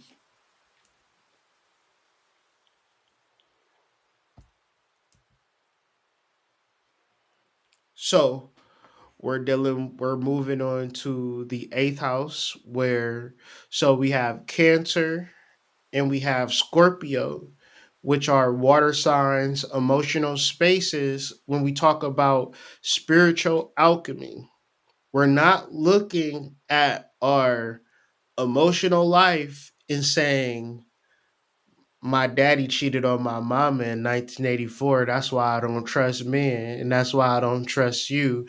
And that's why I'm just going to be single for forever because of something that happened in 1988. Now, I'm saying it like this and I sound crazy, but it's a lot of people right here, right now, that's going through some shit that didn't happen today. It happened a long time ago. I was talking to my son about something that he wrote, and I'm asking him why he wrote it and what was going through his mind. He was talking about a whole bunch of old stuff, as if it was a justification for him to do something today. And so, if you ever justifying the things that you do today for something that happened in 1986, you need to do shadow work. You need to do alchemy. And if Cancer is in your 8th house, we're also looking at our negative emotions as an opportunity. Nobody has taught you this. Nobody has showed you this. But this is something that I know. God have been working with me for a long time. And when God was working with me the most, I was a wretched soul. I was a goddamn vagrant. And one of the messages God shared with me in my darkness and my unawakened form was he showed me this bag of trauma and negative experiences, and it was filled with all this type of shit. It was like one of those glad trash bags that when you put stuff in it, it would just expand. And God showed me my plastic bag. He said, "Kyrie, look at this bag. It's huge, isn't it?" I'm like, "Yeah, it's huge." And negative experiences was my claim to fame because I was a vagrant. I was just negative in my mindset and heart. So he showed me this bag, and he said, "Now empty out the bag." So I emptied out the bag and I had this huge empty bag. He said, "Now fill it with positive things, Kyrie." He said, "This is how your life could be." You just keep filling this bag with positive things. And this is the bag that you carry around now. So to this day, that's the bag that I carry around. I don't carry around like I have a wide variety of talents and just things about myself that I enjoy, and I'm just happy that I am the person that I am. And I say that to say there was a long time that I hated the person that I was and asked God, why me? Why me? And this was negative emotions that I use as obstacles and blocks for me accomplishing what I needed to accomplish. So, in reference to Cancer in the eighth house, because spiritual alchemy on steroids. So that means negative energy on steroids. And if nobody have told you, let me be the first to tell you that negative energy is not a knock against what you can be. That negative energy. So alchemy is not a concept that I'm just creating. It is turning lead into gold. This is a metaphysical concept known throughout the ages and generations. As much as we know about a table, we know about alchemy. This is real stuff. So if you feel that you're a very emotional person, you feel sometimes psychotic, psychopathic, you don't know left from right, and you might even feel like a nymphomaniac of some sort. You just all over the place emotionally. It don't matter. You can transmute and transform that, and I bet you, when you are at peace and you're able to show yourself to the world, you're gonna be one of those people that people are like, man, I don't know how she do it. I don't know how he do it. But this motherfucker is on something, right? But you've transmuted all of your negative karma, all of your negative energy into gold. That is the spiritual journey. That is the spiritual development. And but it's the tricky part of it is that you gotta be your own Rumpelstiltskin. You gotta you gotta be in that bitch churning that shit. You gotta like cause this world is always gonna give you a thing, and it's always gonna give you people, and all of y'all is going to be doing a thing.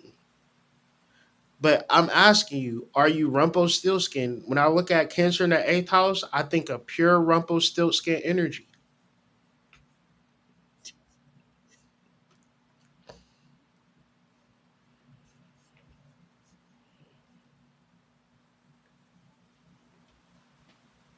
That person that is in like that spiritualist that is just in there, just churning those experiences and creating this whole world of gold. Like everything you touch turns into gold. But like it's an inward process, and it's that deep trauma. It's that deep sexual energy. It's coming to grips with everything and being okay with it. It's 2025. It's a lot of shit that's going on that probably when you start to do your inventory, it pales in a comparison of what's really going on in these streets. But you feeling like, my shit is like too hot to touch. No, deep dive in that, alchemize it, make it be nothing. Make it be something that fuels you. Think about that movie, I think it's 300 part 2, where Xerxes, he goes through this deep transformation at a certain point where he's like dipped underwater and then rose up and he's in pure gold energy. You know what I'm saying? He's like basically turns into a god. Like unstoppable energy. And I would say if you got Cancer in the eighth house and you sitting there and you looking back in your life and you like, damn, this is sad, this is overwhelming, I don't know if I can take it or whatever the case may be. Like, trust me, all you need to do is get baptized into the wisdom of your ancestors, and like, trust me, I know what it's like to be in a situation where the world is against you and you against yourself, and you can't seem to get it right and you don't know where to start, and it's like, just lean into it, just surrender, just submit to everything. Think about Saint Anthony, like it's a picture. I wonder if I can find it real quick. Saint Anthony attacked by demons. It's a picture. It's called The Temptation of Saint Anthony. And like this is Saint Anthony. He's a monk, and he's surrounded by all of these demons. They like attacking him. And if I got a clear picture, the clear picture, he's just sitting there like, I don't give a fuck. Is this all you got? Like, I don't care, right? Because once you get to a point of like normalizing the world is crazy, cool, it's not going to not be not crazy, but you develop that peace of mind, that steady Rumpelstiltskin energy that's just like, I'm just creating golds. I'm just doing the alchemy. Like, you be like, I know who I am. All you just need to do is that transformation work. You come out this spring, pure butterfly mode, like totally something different. And people will be like, well, I thought you was depressed. Yeah, I did alchemy. I'm good now. I'm good. So moving on to the ninth house. So we're talking about the full moon in the ninth house. Cancer full moon, Cancer being in your ninth house. And so there's a couple of different levels to the ninth house. As we stated, is ruled by Jupiter. It rules higher learning, travel, and more or less your beliefs that have been cultivated. We have inherent beliefs. We have beliefs that our parents give us. We have beliefs that we get from our friends. Then we get beliefs that we get from our relationships. The ninth house is where we get real cultivated philosophy, right? Where philosophy is like where you love the knowledge. A lot of things we just try to go along to get along.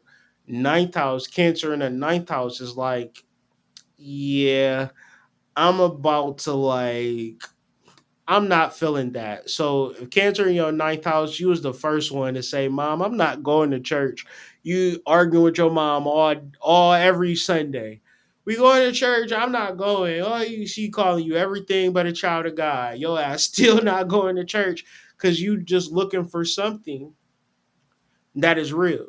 So I will also say, if you're like a world renowned traveler, Cancer is in your ninth house, and you're like, yeah, I've been to Bali, I've done Hindu, I've been a Jehovah's Witness, I've been a Muslim, I've been a Sufi, I've been a Jewish Orthodox. I stayed in a mountain for 10 weeks and all of this shit. Now, with Cancer in your ninth house and this full moon in Cancer, the question then revolves around Kundalini, Kundalini expansion, Kundalini understanding, because that is the true religion. That is the true learning. So at this point in the game, you dealing with this full moon, you like, damn, I done dealt with every single guru. And I picked stuff from them. I That's what resonated, and I've drawn stuff from them.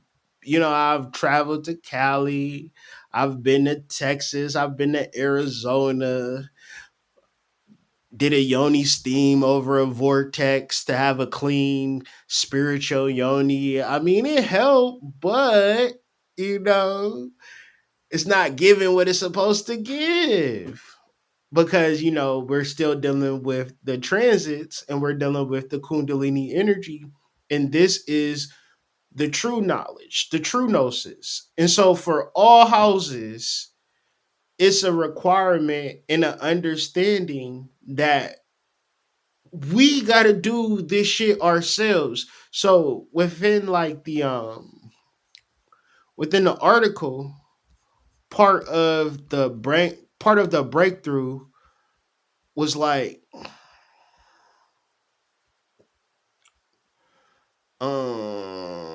do, do, do, do, do, do, do, do, do.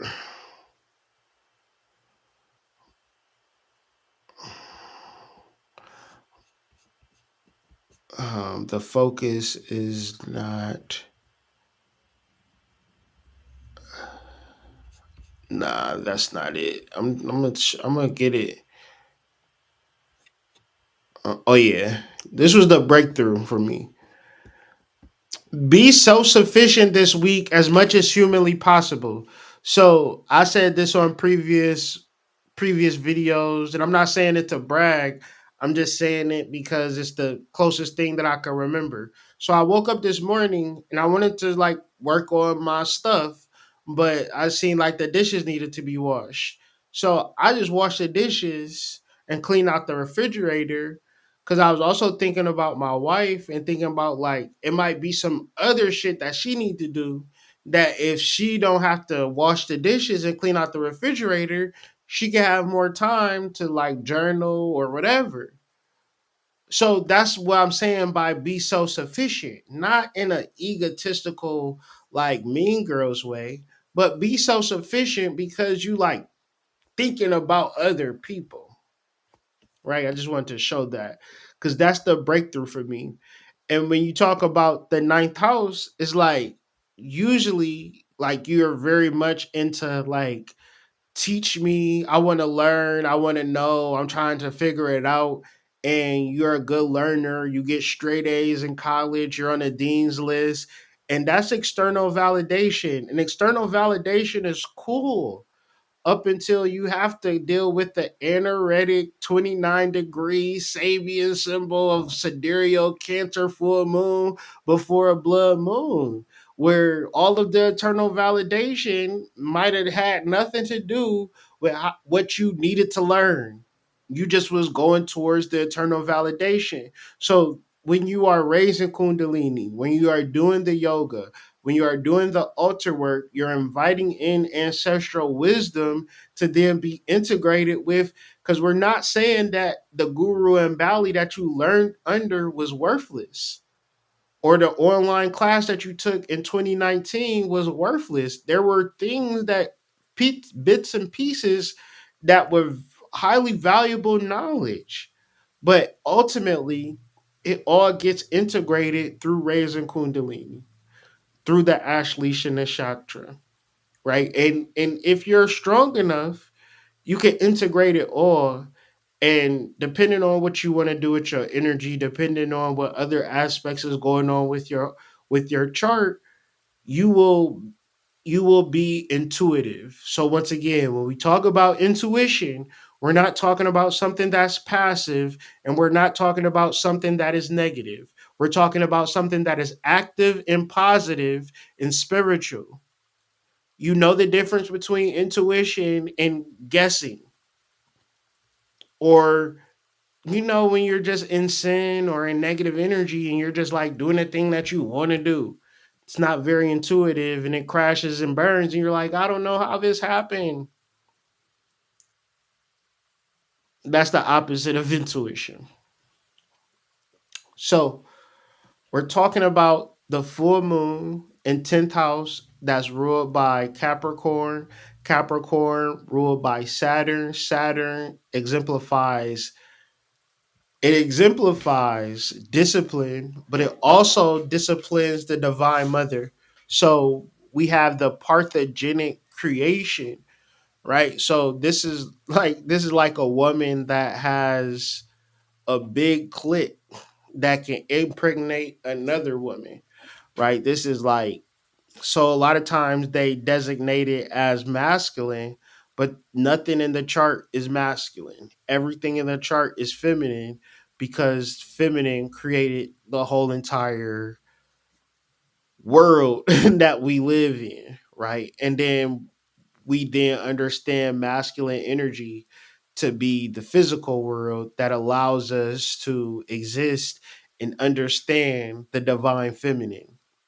I'm not saying that everything is feminine, but everything astrological is feminine, right? Everything in reference to our body, like our external body is masculine, our internal body is feminine. So it's very important. Like, say for instance, your liver is occult. Like, it's there, but you don't never see it until it's messed up. But if it's working and it's good, then it's invisible. Everything invisible is divine feminine, everything visible is divine masculine. So when you talk about your career and the things that you really want to do, it is a spiritual process that, like, it's not like something that you're like, yeah, I got this degree, I'm happy with this job that I got and all of this type of stuff. Because if that was the case, people would just get jobs and be happy.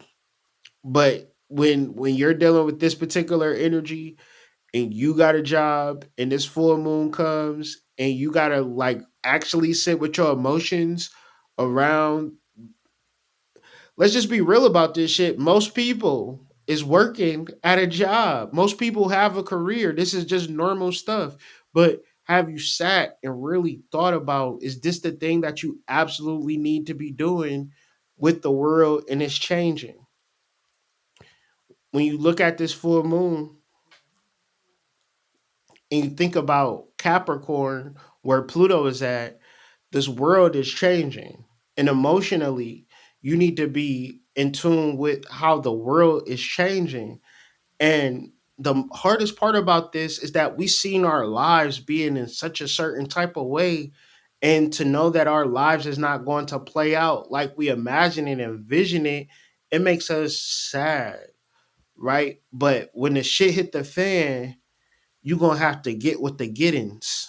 You know what I'm saying? You can't just crumble up in a ball and, you know what I'm saying, just give up. You're gonna just have to adapt and move forward. And I think it's very healthy. Not like giving up your dreams is not a bad thing in a sense where you like giving up on life, but you giving up on the matrix. It almost seems like we forced to take the red pill now. We can't live in an illusion, and this centers into like your 10th house, your career, around something that's like centered into like survival, centered into like agriculture, centered into like real shit. And it's like, well, I see myself being a tech cybersecurity guy. Sounds good when the electrical grid goes down and all we looking for is a hamburger or something like that. And you be like, well, I'm happy I fucking bought this farmland instead of being a cybersecurity, because I thought I was supposed to be cybersecurity, but Spirit said move to Pennsylvania in the rural farmlands and understand how to farm. I got my family here, got my cousins and my brother, and we just all living on the farm.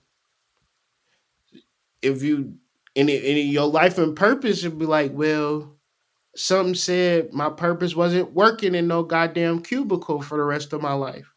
My purpose said I wasn't supposed to be cleaning toilets for the rest of my life. My purpose said that my career was going to be something much more holistic in reference to what's really going on. And there's short term preparation and there's also long term preparation. But the reality of who you are is encoded within your DNA. So we're looking at Cancer in the 10th house, Ashleisha Nakshatra. Doing Kundalini work is going to help you activate and understand what your future life should be and make it be something that is very natural, such as gardening, such as survival, such as like martial arts or defense, protection. Think about the things that people need and make the shift and make the change, because it's not about, well, everybody have been doing this for all of these years, but the world is changing. And as this world changes, you will be the type of person that will be the leader of this type of energy. Like you are intuitive enough, but you also have the skills to get some stuff popping, right? You've done it before. You just have to do it again. So once again, being confident, Cancer being in your 10th house, that means you are the mother and the father. That means you are masculine and feminine. That means you are intuitive and active, willing to get something done, and you're very wise. So, with that wisdom, let's start thinking about reality and really connecting to people in that way. And once you get your footing set, like you like making shoes or something like that, something where people is like, yeah, I need to deal with dude because he's the only one that's teaching us how to light fires in the wilderness. He's the only one preparing us for how to live off the grid just in case the electrical grid falls down. We don't want to live in a life where we hope it don't happen. We want to live in a life where if it do happen, how do we respond? One's in the chat.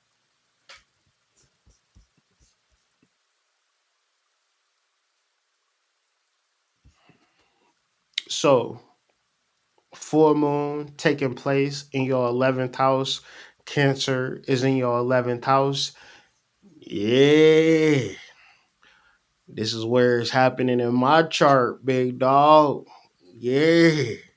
They squabbling. So the moon will be transiting my 11th house, right?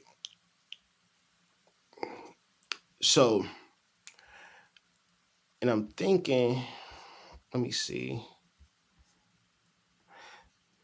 Yeah, this is not even the right date. I'm tweaking. Get the right date.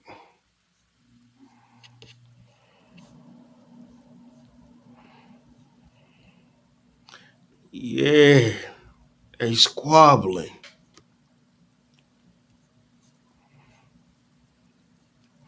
So it's actually in my 10th house. So there I go. Let me um let me get back to the conversation though.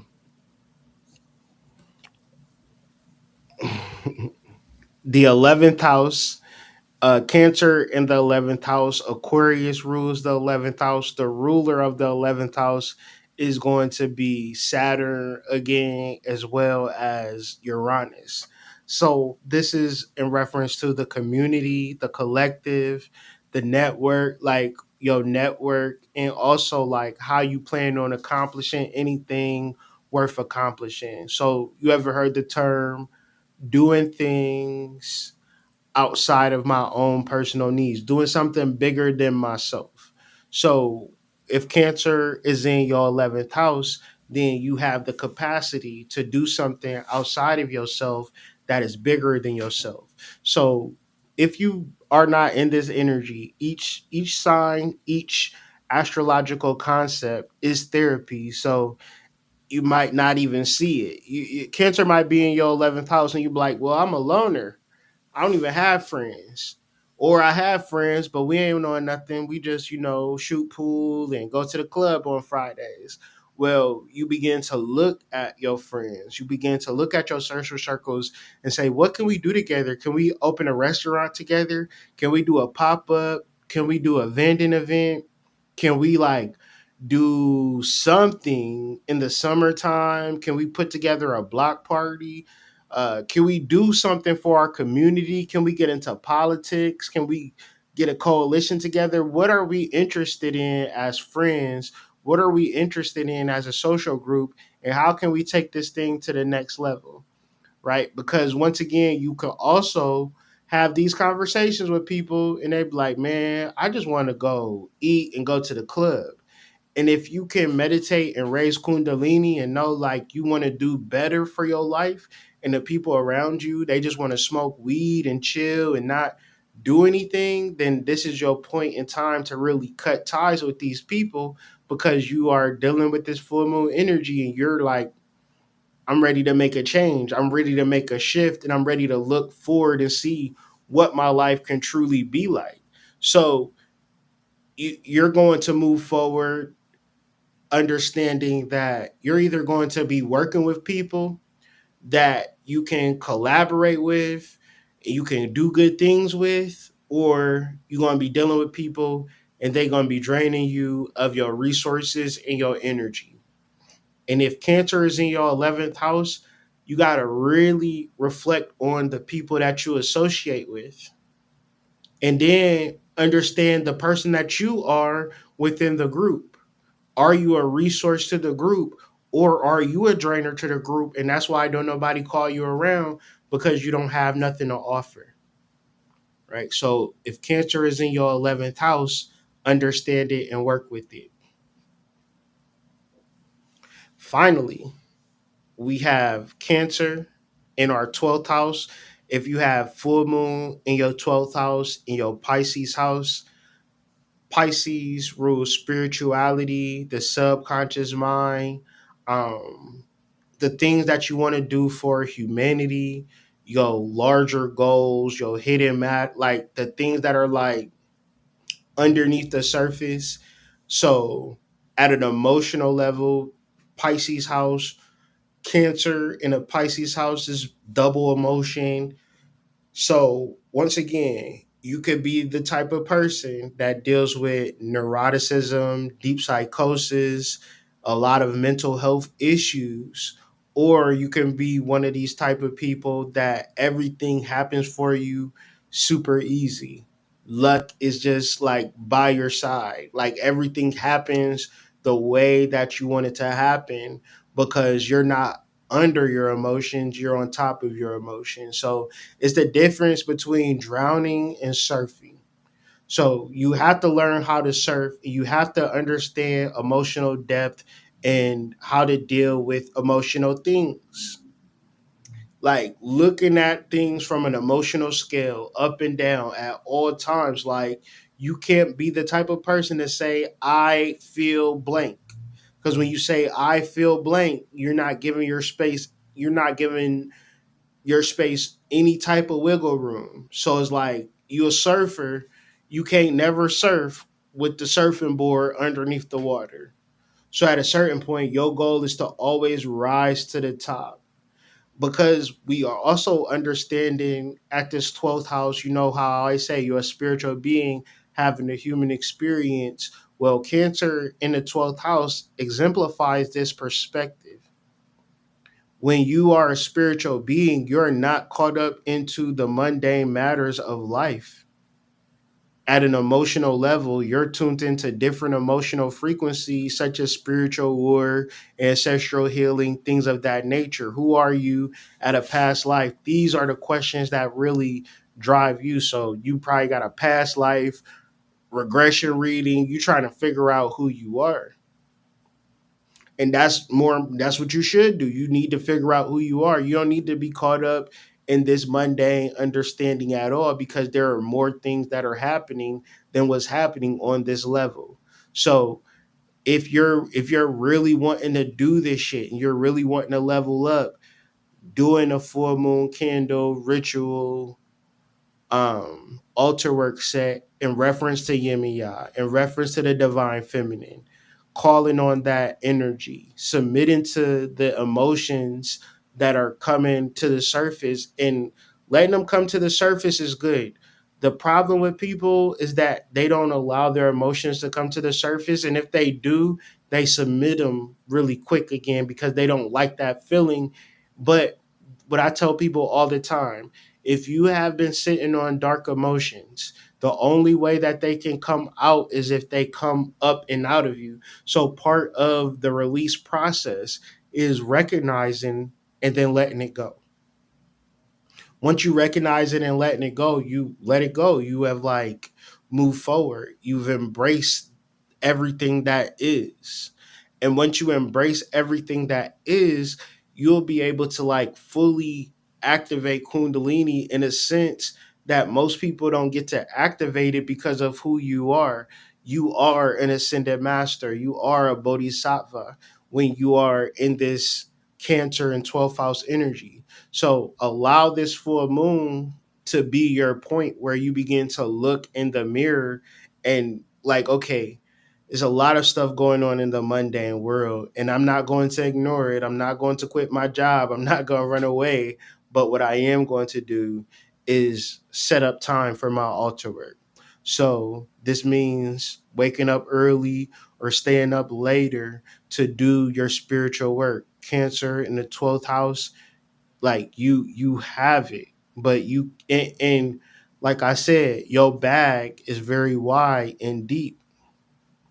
So At a certain point, you can empty that bag and begin to fill it with positive experiences, deep meditation, journaling, things of that nature. Or you can have this heavy load of emotional baggage that plays itself as fear, that plays itself as psychosis, neurosis, things of that nature. And then once you let it go, really get into some real sincere, passionate, um, allowing the things to come to the surface to come to the surface. If you got to shed a tear or two in that releasing process, don't be afraid.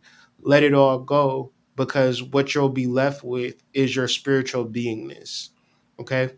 So, with all of that being said, we went through all of the 12 houses. Like I was saying earlier, this full moon, perfect time to do altar work. If you live by water, if you live by beaches, good to go give offerings to Oshun and Yemaya. We treat Oshun somewhat as of like a issue to Yemaya, where she is the go between us and Yemaya. So offering to Oshun, offering to Yemiya will be good for the full moon if you got access to water. But if you don't, you in the crib, you can still do altar work, blue candle.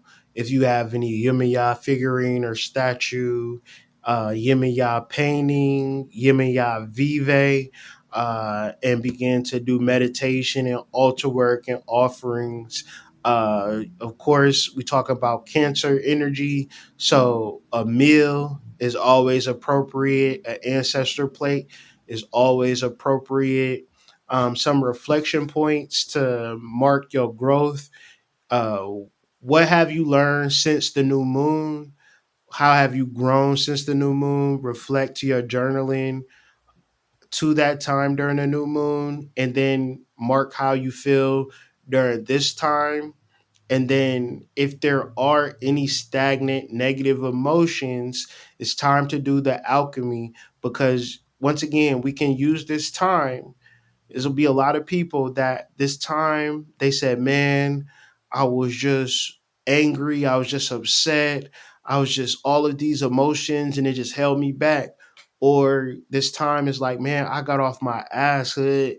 I was up at 5 o'clock in the morning. I was doing everything that I need to do. I felt good. I was going to the gym. I was eating right and I felt good. I was doing my meditations. I was raising Kundalini. Man, I feel like I'm unstoppable because my emotions are not holding me back. My emotions are fueling me, and I'm emotionally ready for this shit. I'm emotionally giving you this work. I'm talking to you. I'm in your face because I love you and I want to help you. You know what I'm saying? That's the emotion. Like, you know what I'm saying? I want to give you a hug. I want to cuddle with you. I want to treat you good. I want to love you. I want to do all of the good things because I'm emotionally available. One's in the chat. You know what I'm saying? You want some emotional available energy. You tired of people playing it cool. What up, shawty?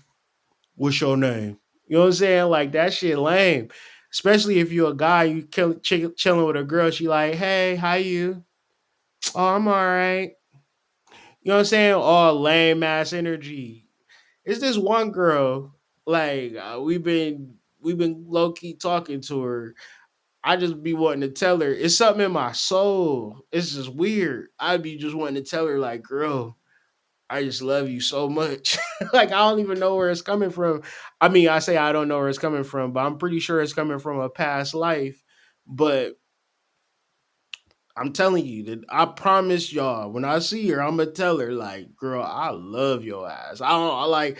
I'm gonna be like, "This is gonna seem like it's coming from nowhere." And I know you got a couple of dudes from up the block, whatever the case may be, but I'm just here to like move them niggas out the way. You feel me? Like I love your ass. Like that's just the type of energy. Cause it's like once you just know, you just know. You don't know why you know. You just know that you know type shit. So once again, and I will say, I'm gonna just bring this back to the collective. This week do as much as you can for yourself. Like, we using emotions as fuel. One's in the chat. We using emotions as fuel. We're not using emotions as reasons to not wake up and do what we need to do. So if your wife need help, help her. If your husband need help, help him. Right? Do the things that, you know what I'm saying, you don't feel like doing. Right? Build that inner strength. So I think that is it for my presentation.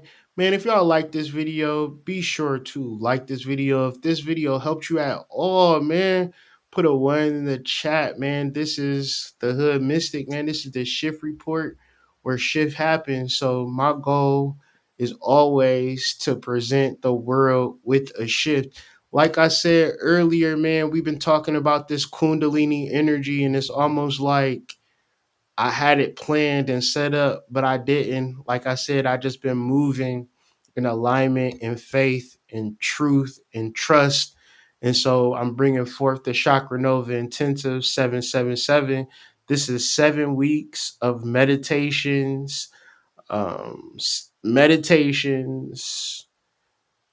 lecture, Q&A, class hours, exercises, auto awaken Kundalini and rise Kundalini throughout the chakras. Okay, so if you've never been through a process like this, or you've been reading stuff online about Kundalini and it never really made sense, go ahead, make the investment, join the Chakra Nova Intensive 777. I promise you, the only thing that's going to help you in the way that you need help is raising Kundalini. You might have just not knew about it, and you just need somebody to assist in the awakening of your divine intelligence. But with all of this being said, I hope that y'all enjoyed this share. I hope y'all enjoyed this presentation, and comment if this video has helped you at all. But with all that being said, I'm going to sign out, and I will see you all on the flip side in the next video. This is the Shift Report. I am your host, the Hood Mystic, and this is where shift happens. The Shift Report with the Hood Mystic, where shift happens.